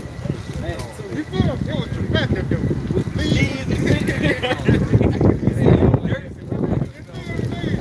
The Lord is probably saying something from the planet Earth, man. And that same destroying wind is going to take this house, man. Like the brother just mentioned, against all those that you're in the midst of them too. So guys that's joined together with Babylon, these niggas that even claim to be Israelites that want to stay here in this society, man. You know? I want to kill you niggas too. You got it, huh? Gun. A destroying wind though. That's why the wind is over. Holding back the wind to that point. That's why the niggas think the spirit. The Lord control everything. But the wind ain't blow like that all day. Good. You know what I'm saying? God made it all, he held it all day until I poured out that free something. And that's the spirit of God, YAHAWASHI. You know, Yo, Revelation 7 verse 3 saying, hurt not the earth, neither the sea nor the trees, till we have sealed the service of our power, YAHAWASHI, in the foreheads. That's it. So hurt not the earth, the tree, or the seas before the elect get sealed. Because the Lord is ultimately doing all these things to destroy Esau and to save the elect. Just like in the time of Lot with Sodom and Gomorrah. Where Abraham said, hey Lord, if it was 100 righteous men, would you save the city? He said, yeah, I'd save the city. He said, if it was 50 righteous men, would you save the city? He said, yeah, I would save the city. He came all the way down to 10. He said, yeah, I saved the city. Then he said, if it was one righteous man in the city, would you save the city? The Lord said, no, I would just take that man out of it. You know, so instead of the Lord sparing the miracle for all the wickedness they have done, I know he's going to destroy this place and just take out the remnant, man. You know? Y'all sit on that? You got it. You got some more? That's 2 Ezra 8, verse 1. And he answered me, saying, Most High have made this world for many, but the world to come for few. That's the reason why you should be that's the reason why you should be happy, man, to be loaded in this society. Brother, you know, there's a point where you be on the drop, you can't get a woman. Or you be on the drop, you can't get a job, or you be on the drop, nothing don't never go your way. For the lack of better words, you're supposed to rejoice in that. Because this world is not meant for you. You know what I'm saying? We made this society, we built it, but this society wasn't built for us, man. You know what I'm saying? We made it, and it's on you. You know? You got to work on it. It says, I will tell the similitude of Ezra, as when thou hast the earth, it shall say unto thee, that it giveth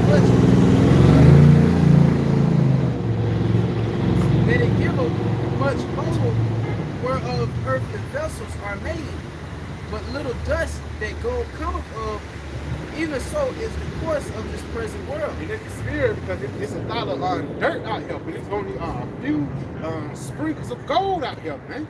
You dig in the ground, and most of the things you see dirt, you have to go to specific lands and specific waters to receive dirt, man.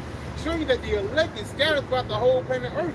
And that's why even it says in the book of Ecclesiastes, out of 1,000 men, I found one. You know, now 1,000 women, I found none. Showing you that the women, they're going to be a part of 1/3. They're not going to be a part of 144,000, man. You know? That's it. I can get some on it. It says there be many created, but few shall be saved. It's many created, but few shall be saved. And that's the point of salvation. Because if everybody can be saved, that means nobody was in danger. You know, if everybody can be saved, that means everything was all cool, calm, and collected. That's why when you go into Baba Kashai, you get it Peter.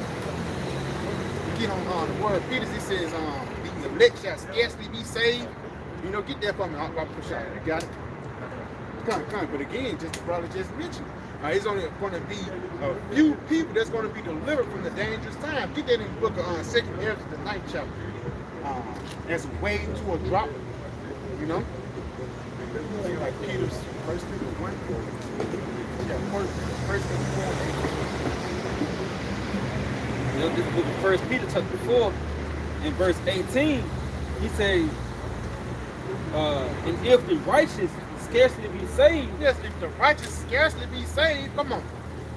Where shall the ungodly and the sinner appear? Yes, but ultimately they're going to be in destruction. But it's showing you that our salvation is going to be by the skin of your teeth, man. Again, that shit that's going on in Russia and Ukraine and all these wars, even people sleeping on that immigrant thing that's coming down, man. Biden finally kind of stepped up and signed into legislation to fix different things and acts, not knowing that YAHAWASHI have already got the ball rolling. Just wait until the EU troops be activated. These sleeper cells start hold-tone guns. You go to your local Piggly Wiggly. In order to enter, you must have a tiny device. And you can't just go in there and steal something because it's a guy with a M16 in the front door, man. Times is going to change drastically, man. It's going to be the times Jacob's trouble, which is actually going to lead into a times of fucking desperation, man. You know? I'm surprised because it's a great accusation stuff. Don't be surprised you see a whole fucking football stadium blow up. That's it. And they lump us into that category, man. That's it. All of a sudden, martial law declared, we made a target. Hey, that's how it's going to go down, man. Hey, they did the Hamas. That was a fucking false flag, man. So how much more us today, man? You know, Baba Bashar, you got something? Yeah, come get it. Yo, 2 Peter 3:1. This know also that in the last days perilous times shall come. Yes, perilous times shall come. You know, bad times are coming upon the planet Earth, man. And niggas are not aware of it. You got it, bro. He said, for men should be lovers of their own selves, covetous, proud. He said, for men should be lovers of their own selves, covetous, boasters, proud, blasphemers, disobedient to parents. Disobedient to parents, you know. They hate the order. You feel me? You got it. Unthankful, unholy, because ultimately these guys don't know about the gratitude you're supposed to have towards this truth, man. It's unholy because instead of you treat this truth as a sacred thing, niggas just use it in which way, man. Niggas telling you telling, look, John, blunt smoking nigga, you telling him about the truth, man. Knowing he is going to reject it and make fun of it, you know? You gotta be wise in the nigga. Now you want to choke this nigga out. You just met this bride. Y'all just be talking for 2 weeks, man. You telling you know you an Israelite. You gave this bitch a Hebrew name and everything, man. Not knowing 2 weeks later, bro, y'all gonna be woken up. That's why the scripture the Lord gave us wisdom, and wisdom is meant to be applied. We don't read these precepts just to seem deep. No, we read these precepts to save our soul, man. Because those same people you told about the truth is going to be the same people that can wrap around and point you out. That's why even when Peter, when you go to Peter, when the time when YAHAWASHI died, a lady pointed him out. Hey, you was the one that was, you know what I'm saying? You talk just like them. It's going to be your bride you had a little fling with. She going to point you out. Hey, you did tell me I was Yasharaba. My Hebrew name was Sarah, you know what I'm saying? Saraya. Like I say, yeah, your pop. They got this thing going on now with, of course, that incident with Israel, you know, this anti-Shem thing, and now they're trying to get major corporations, 4,500 companies to pretty much sign off on that shit. So within these jobs, they're going to be trained up to spot out shit like this. So if you get your job with friends on, you tell them about your business, and the Israelites, they're going to punch you out, man. Get your ass died, man. Oh yeah, they might like your ass. You go to the concentration camp now. He said one anti-Semitic thing, and now he's getting walked away in handcuffs, man. Israel. You know what I'm saying? It's the police officer here in the county and shit. The cuffs already ready. They got 2 motherfuckers in there just in case you do anything, man. You know? You got it, lot. Baba Bashar, give me St. John 7:7, man. Because people hate the word that we're coming with. That's why it's going to get to a point we're going to get persecuted. Because we know what's going on upon the planet Earth. We know Israel, which happened over there in Hamas. We know that's biblical prophecy. But how these people are going to flip it like it's an anti-Semitic thing, and bad things are happening, not knowing there's biblical prophecy happening upon the planet Earth, man. You know, those are the fake Jews over there. You got it, man. It's John 7 and verse 7. The world cannot hate you, but me it hated. Yes, and that's why they try to push forth that anti-Semitic thing, not knowing that we are sheep. We come from Abraham, Isaac, and Jacob. That line of sheep, man. Excuse me, no picture. You can take a picture of the sign, sweetheart. Let me ask you something real quick. What you think about that thing that happened over there in Israel, the Hamas? I am sorry, I don't, what happened? Oh, you don't know what happened over there? Like vaguely, I tend to stay out of the news because I try to, I have to process a lot of people's stuff. Yeah, and so I stay out of the world stuff. I see. But that's amazing. But let me ask you this. I know you know about that thing that happened in Ukraine. Yeah. What you think about that?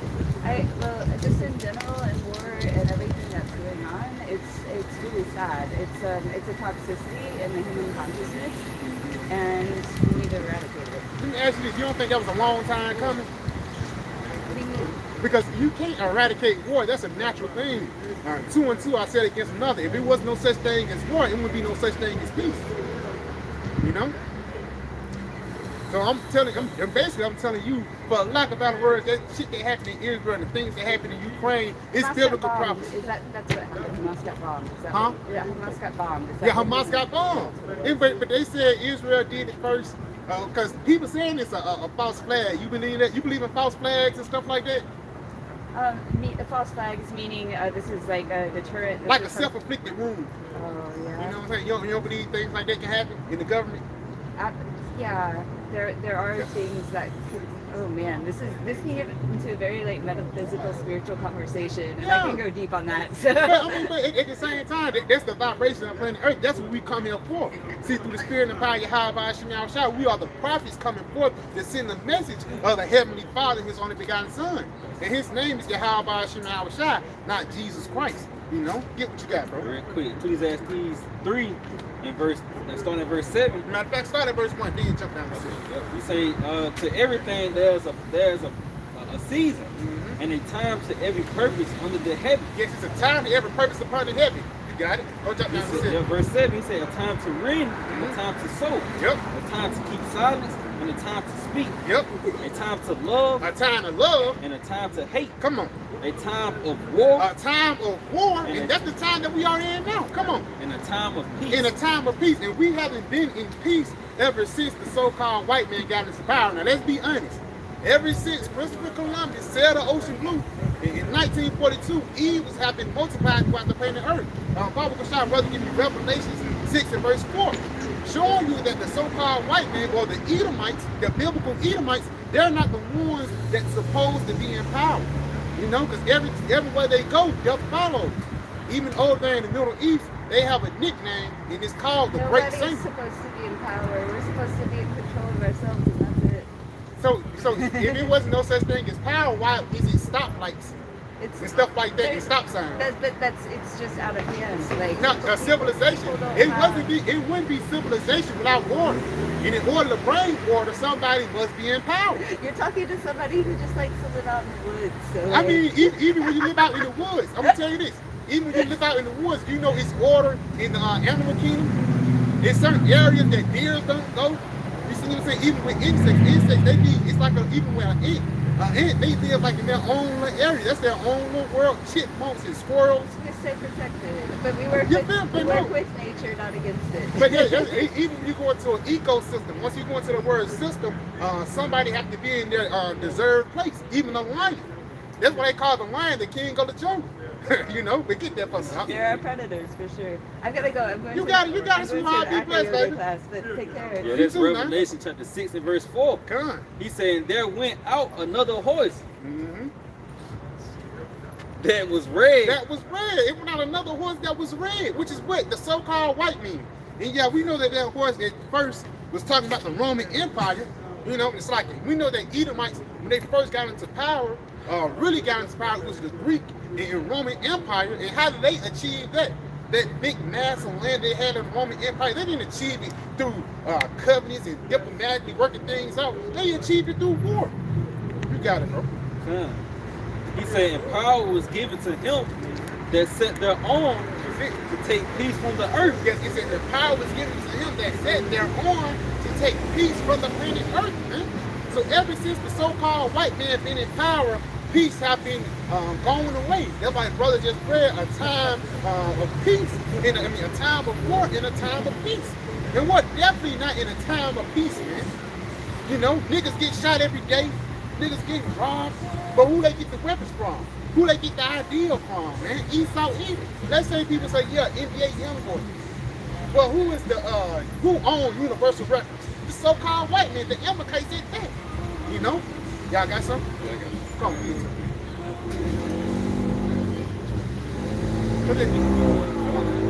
Like this time of war and time of peace, they give you the two dynamics of it must be chaos before order come in. That's it, bro. And just like here in America, before the salvation comes, you're gonna have destruction. Mm-hmm. It's a beautiful point, bro. Yeah, So pretty much there's a source to the madness. All right, Proverbs 29 and 16. When the wicked are multiplied, it says transgression increases. See, so when the wicked Esau are multiplied, transgressions increase. That's why you see people losing their mind. That's why they on drugs, strung out.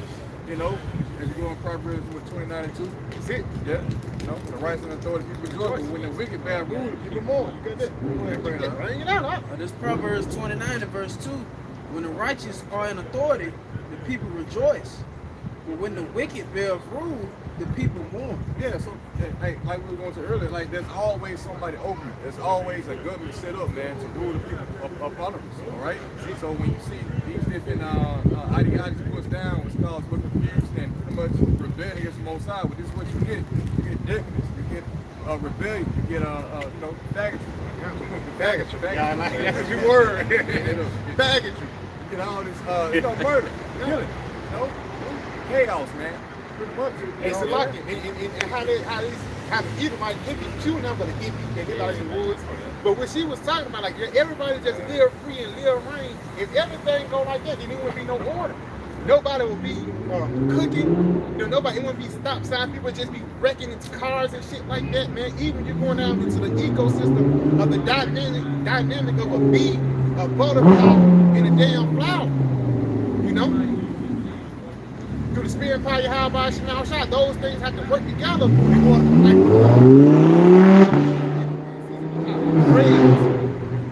sick ass shit, man. You got it.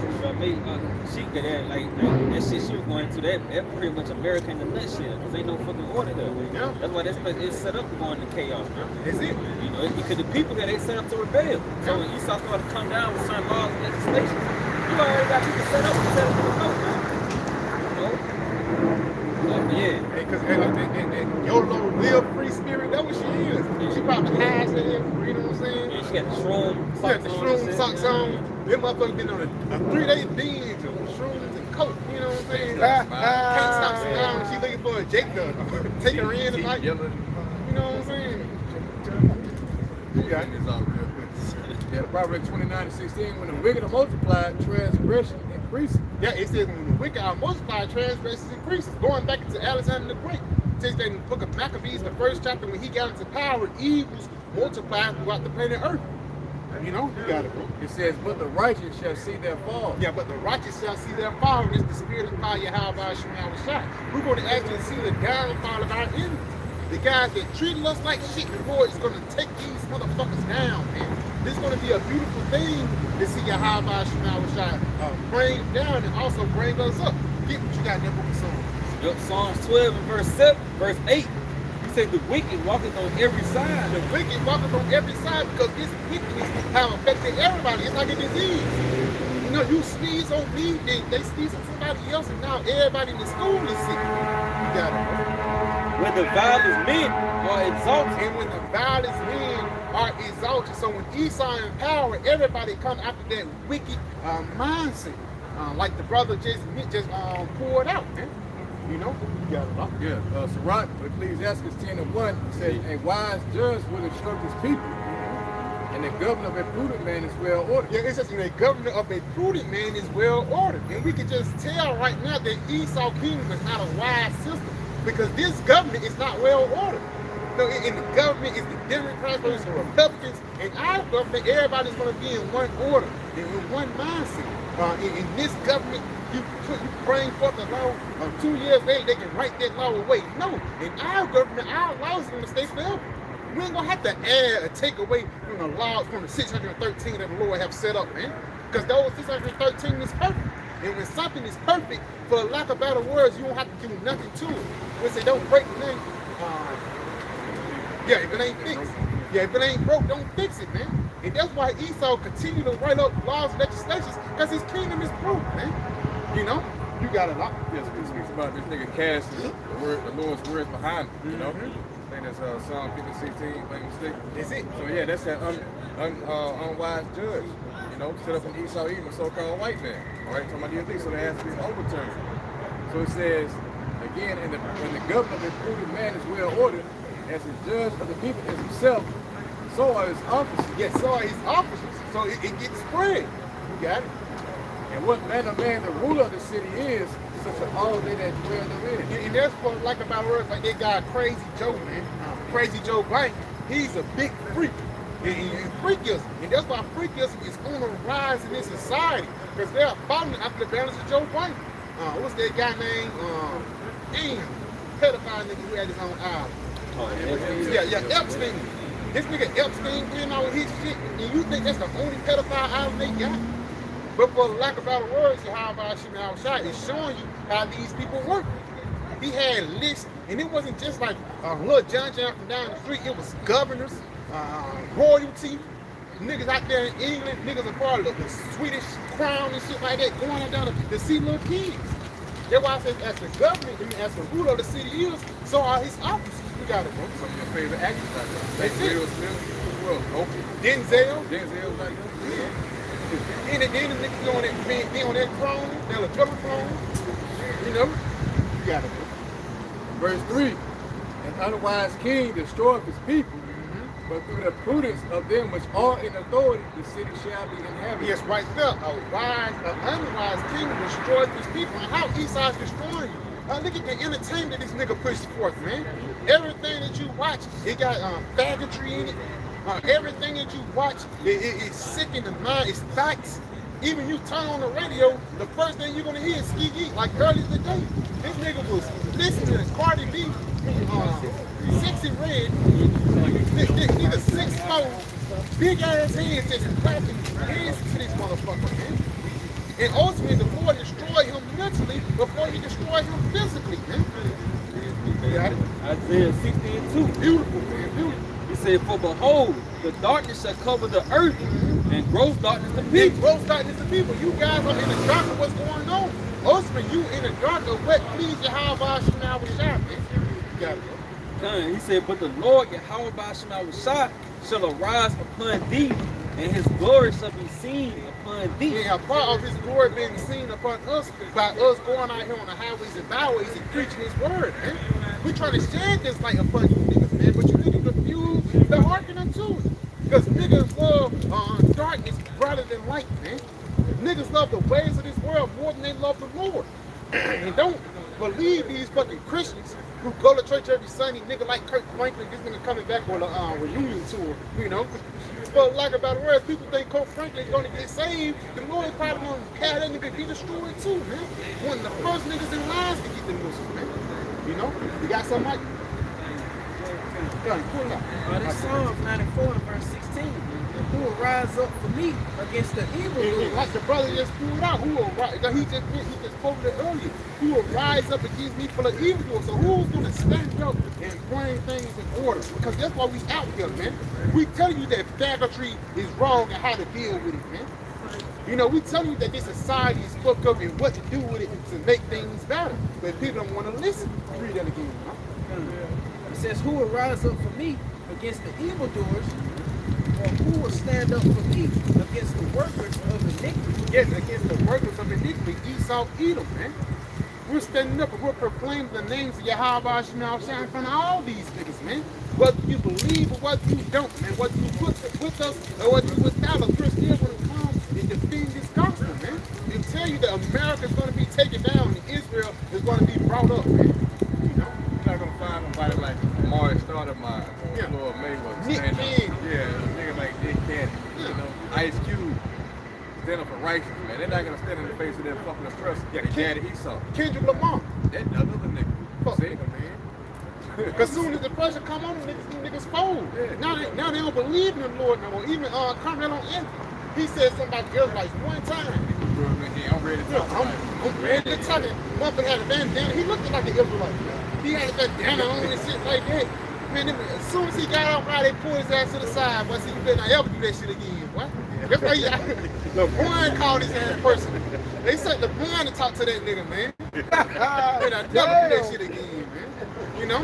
But that's what it is. They got a buzzer on these niggas' mouths. You know, we care about the people, we care about Israel, my people. Kendrick Lamar, he got some nice shit. I like some of his music. But freedom my people, stuff like that. As soon as it comes to you actually doing it, you're not doing it, man. Cause you too comfortable in the world. And this fuck nigga, he had the his latest album, he had the crown of thorns made on the jury. He bleeding down his face, and he was basically supporting trans rights, man. You got to do all that nigga Floyd Mayweather. So that nigga just came out and said, goddamn, that Jew was black. He was talking all that shit on the podcast just to send all this shit to Israel, man. Nigga sending planes with bullets in it and shit, armory and food. But here it is, those people right here in America fucked up, man. And you don't do shit for them. Yeah, showing you that they're not the true rulers of Israel, man. Because if you was a true example, you'd be like, fuck these niggas, man. You know? You gotta know what. Yeah, this Isaiah 5 verse 20. He say, "Woe to them that call evil good and good evil. That put darkness for light and light for darkness. That put bitter for sweet and sweet for bitter." Yes, because ultimately everything in this society is turned upside down. Now, if you were, back in the day, even during the 50s, if you was a baby man or whatever, you will get a promotion on the job. You'll be well respected. You'll get a certain level of reverence, but it's going out the door. You gotta be a faggot to get reverence now, man. You gotta be commit unsavory acts to have respect in this society now, man. You know? This nigga a big faggot. He had a bar, said, I can't even mention it, but he said he was bi because he wanted the girls. So that he said he's bi because his girl is one of the guys of a lover. I'm like, this nigga's sick, man. And the body even makes sense. And that's why I just pray that the Lord just kill niggas like that. Because now it's a little boy that listens to that song, and now he's bi now, man. Because Drake say he's bisexual, now little boy bisexual. Showing you that wickedness spread throughout the whole planet Earth, man. You gotta And that nigga wearing fingernail polish. And now you look at some of these college athletes and shit. Now Esau got these niggas doing commercials wearing fingernail polish and also promoting the jab as well too. That's it. But that's doing nothing but destroying our people, man. That's it. You what you got, man. Dangling earrings and shit. Nigga look, niggas trying to look cute, man. He just say fucking, everything just. Purple and pink hair, you know. And even I seen one video of a whole football team. This was the sexy red. As soon as this motherfucker come on, nigga just started twerking. Back in my day, I ain't an old brother, but back in my day, you know what I'm saying?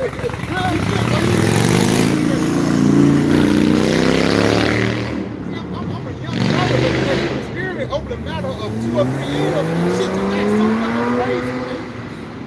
Over the matter of 5 years, shit just went over extreme. Back in our days, man, we some Chief Keef, Waka Flocka, you ain't motherfucker to kill a nigga, man. Even when you win, you playing some Young G's or some shit like that.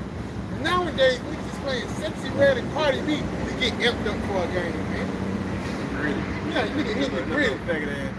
And he twerking behind you, you know what I'm saying? Looking faggot shit like he got Sick, man. But who they get that shit from? Esau, bro. Esau the one that pushed these niggas out, these different trends out here, and he's the same one that's poisoning our fucking people, man. You know? Give it to me, bro. Matthew 16, starting verse 26. For what is a man profit if he shall gain the whole world and lose his own soul? Yes, what should a man profit if he gains the whole world and lose his soul? And one person I think about is that guy, Lil Wayne. This nigga Lil Wayne, he's supposed to be the best rapper alive. Nigga got bars, he got good sons, got a couple of hits, he traveled across the whole world, had plenty of women, but he still came out and said, yeah, I'm depressed. Niggas smoke planks every day. You supposed to be living up in this society, but you sold your soul for riches, man. Guys like Jay-Z, LeBron James, these guys are not really satisfied at the level they on right now, man. They be suicidal and shit. Yeah. You got it, bro. It says, what shall a man give in exchange for his soul? Yeah, nigga give me some backside, but you know, a couple dollars, man. You got it, bro. Yeah, verse 27, for the Son of Man shall come in the glory of his Father with his angels, and then he shall reward every man according to his works. Yeah, according to your works, man. So if your works been selling your backside to these elites, then your reward is gonna be death, man. You know?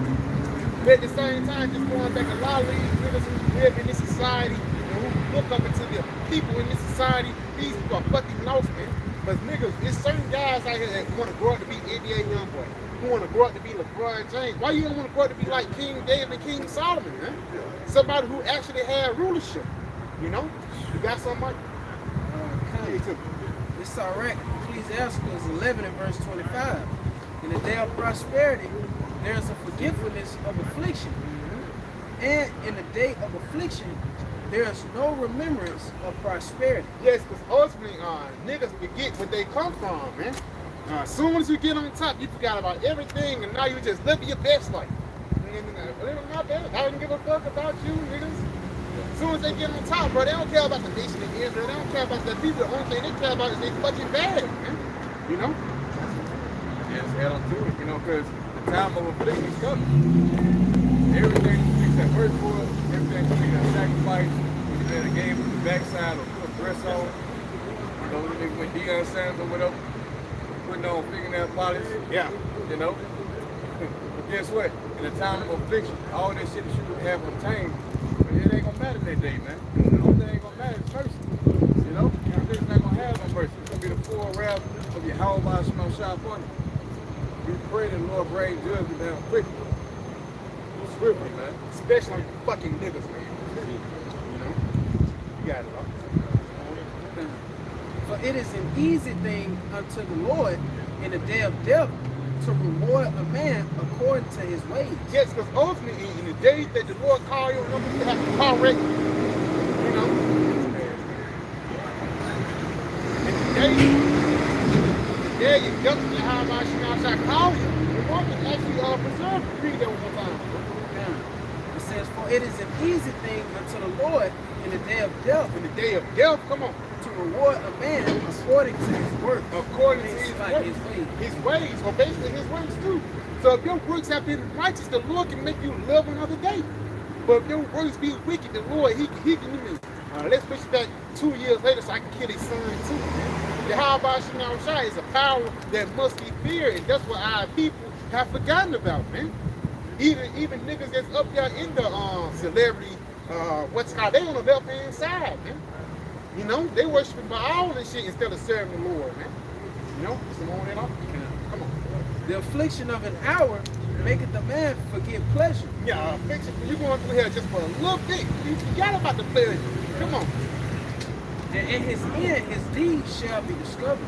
And in the end, his deeds shall be discovered. Because soon as you go through hell and you, for lack of better words, go through the trials and tribulations you go through, at the end of the day, it's going to reveal who you are.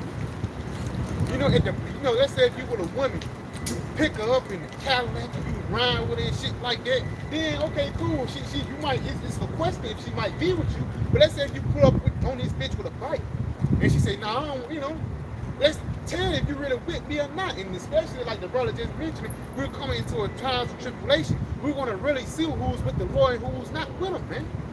Because even when you go into the world tribulation or temptation in the book of Revelation, the 3rd chapter, it says the trial of a man's fidelity, man. To see how faithful he is, man. You know? You got all. Matter of fact, you did Revelation 3 and 10.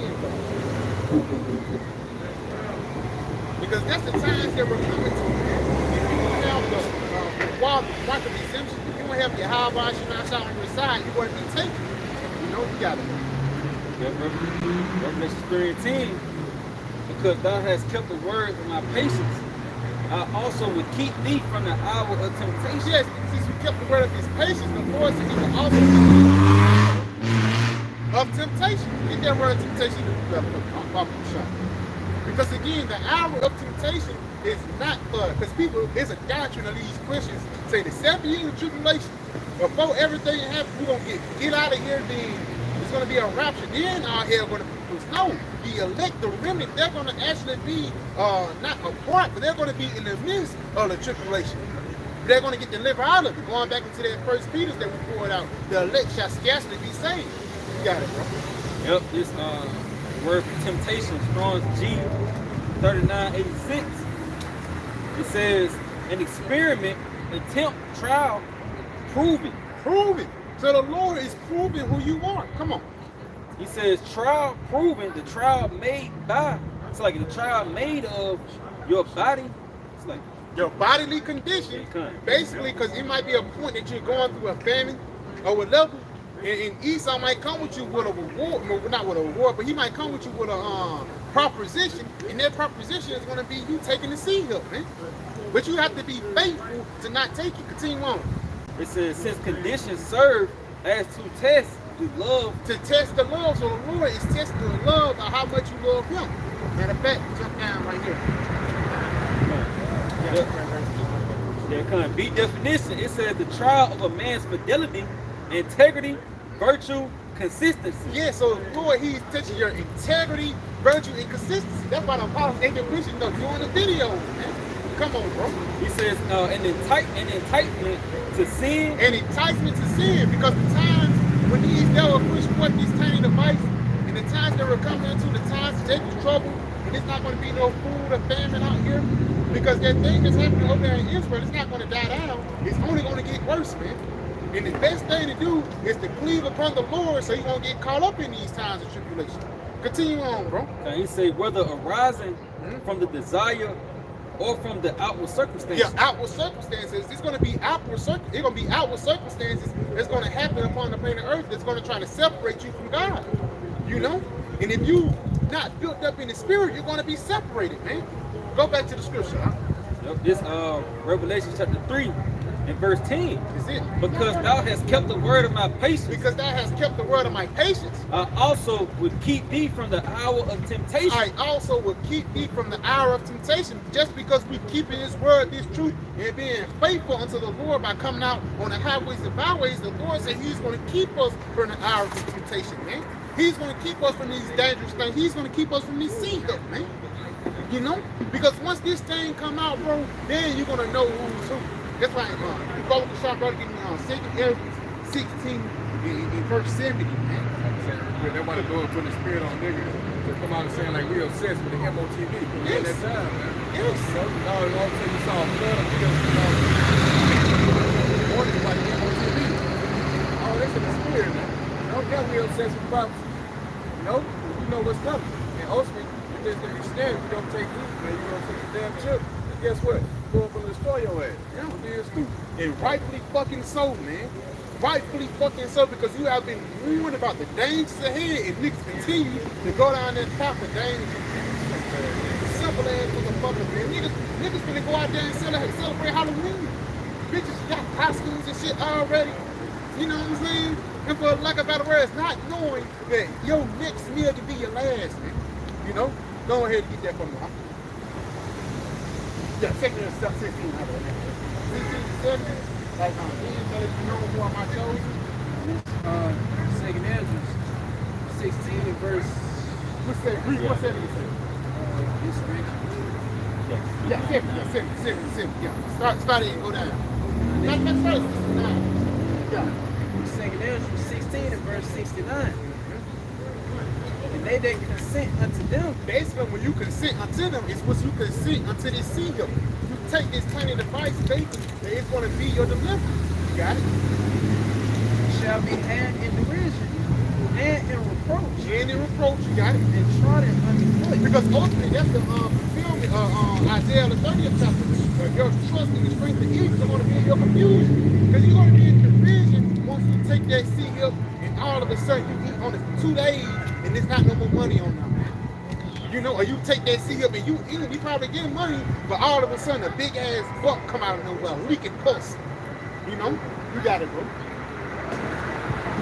It says, "For there shall be in every city." It's like, "For there shall be in every place and in the next cities a great insurrection for those that fear YAHAWASHI." Because Esau is going to get ready to come after the elect. Those that have the testimony of YAHAWASHI, man.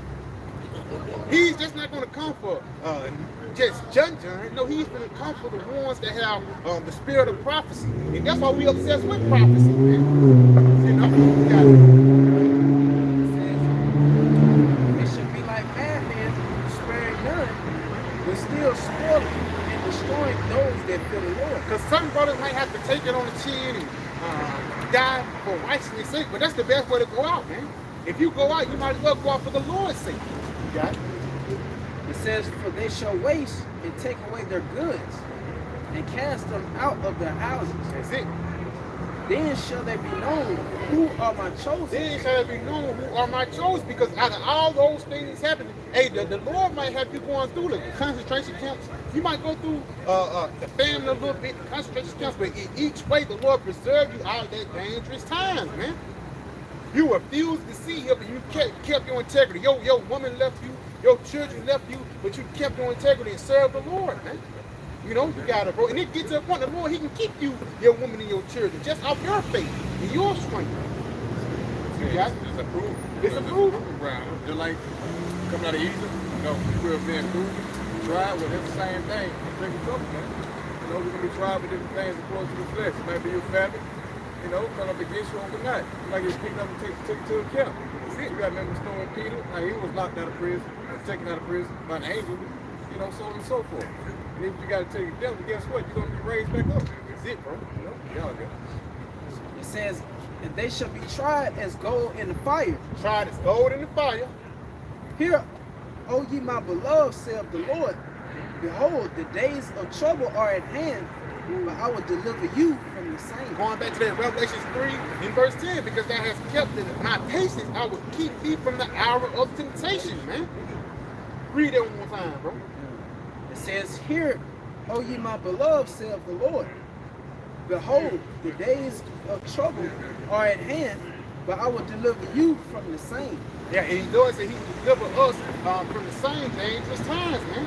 Because again, shit is only going to get worse and worse as we get closer into the days of the return of Yahawashi, man.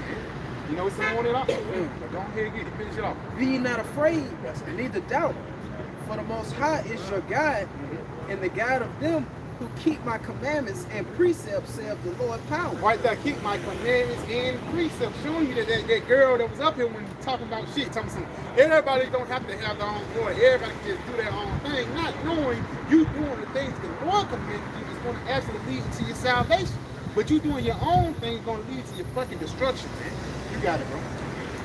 It says, "Let not your sins weigh you down, and let not your iniquities lift up themselves." Yeah, don't get bugged out of the shit you did 2 years ago, man. Like I say, You got it, bro. yeah, like I say, like, It says, "Be ye not afraid, neither doubt, for the Most High is your guide, and the guide of them who keep my commandments and precepts, saith the Lord power." yeah, so you'll have a separate Jake, come over and say, well, it says to keep the commandments. You know, like YAHWASHI saying, you know, we can keep all the commandments. As you read on, go ahead, bro. It says, "Let not your sins weigh you down." So why would it say, let not your sins weigh you down if you can keep all the commandments? Well, it's bad. Yeah, It's So bad. that's why it goes back to what the testimony of YAHWASHI.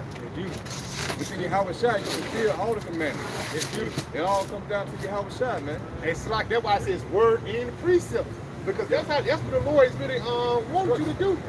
The instructions of a father. You know? Not just the laws, statutes, and commandments. Is it on that? And it says, "And let not your iniquities lift up themselves." Yeah, so don't be overly wicked. You know what Scripture say? Don't be too over righteous, don't be overly wicked. You see, destroy yourself. You know? Go ahead and finish off on here. Yep, he says, Revelation 10 and verse, it's like Revelation 3 and 10, "Because thou hast kept the words of my patience, I will also keep thee from the hour of temptation, which shall come upon all the world, to try them that dwell upon earth. Behold, I come quickly. Hold that fast which thou hast. Yes, behold, I come quickly, hold thy fast that I have. So the Lord telling you he's coming quickly, you gotta hold this word. Because this word is actually the ticket to your salvation, like the golden ticket in Charlie, in the Charlie factory. You can't lose that golden ticket or you can't enter into the place of paradise, man, on the first come. You know, you got it, bro. He said that no man take thy crown. That no man take thy crown. The part of man taking your crown is trying to give you another name, man. You know? So yeah, I can pray this video is edifying. You want to give all praise, honor, and glory to YAHAWAH, BAHASHAM, YAHAWASHI, BAHASHAM, QADASH. You want to give double honor to our Apostle Elder's Great Millstone. You want to say Shalom? Shalom. DTA, above, soon, tonight. Right now, you heard? Water for tuning in, yo. Shalom. He's the free gift. Bagger trick. Yeah. Yeah, you gotta look at it. Might be asking for it. Hey,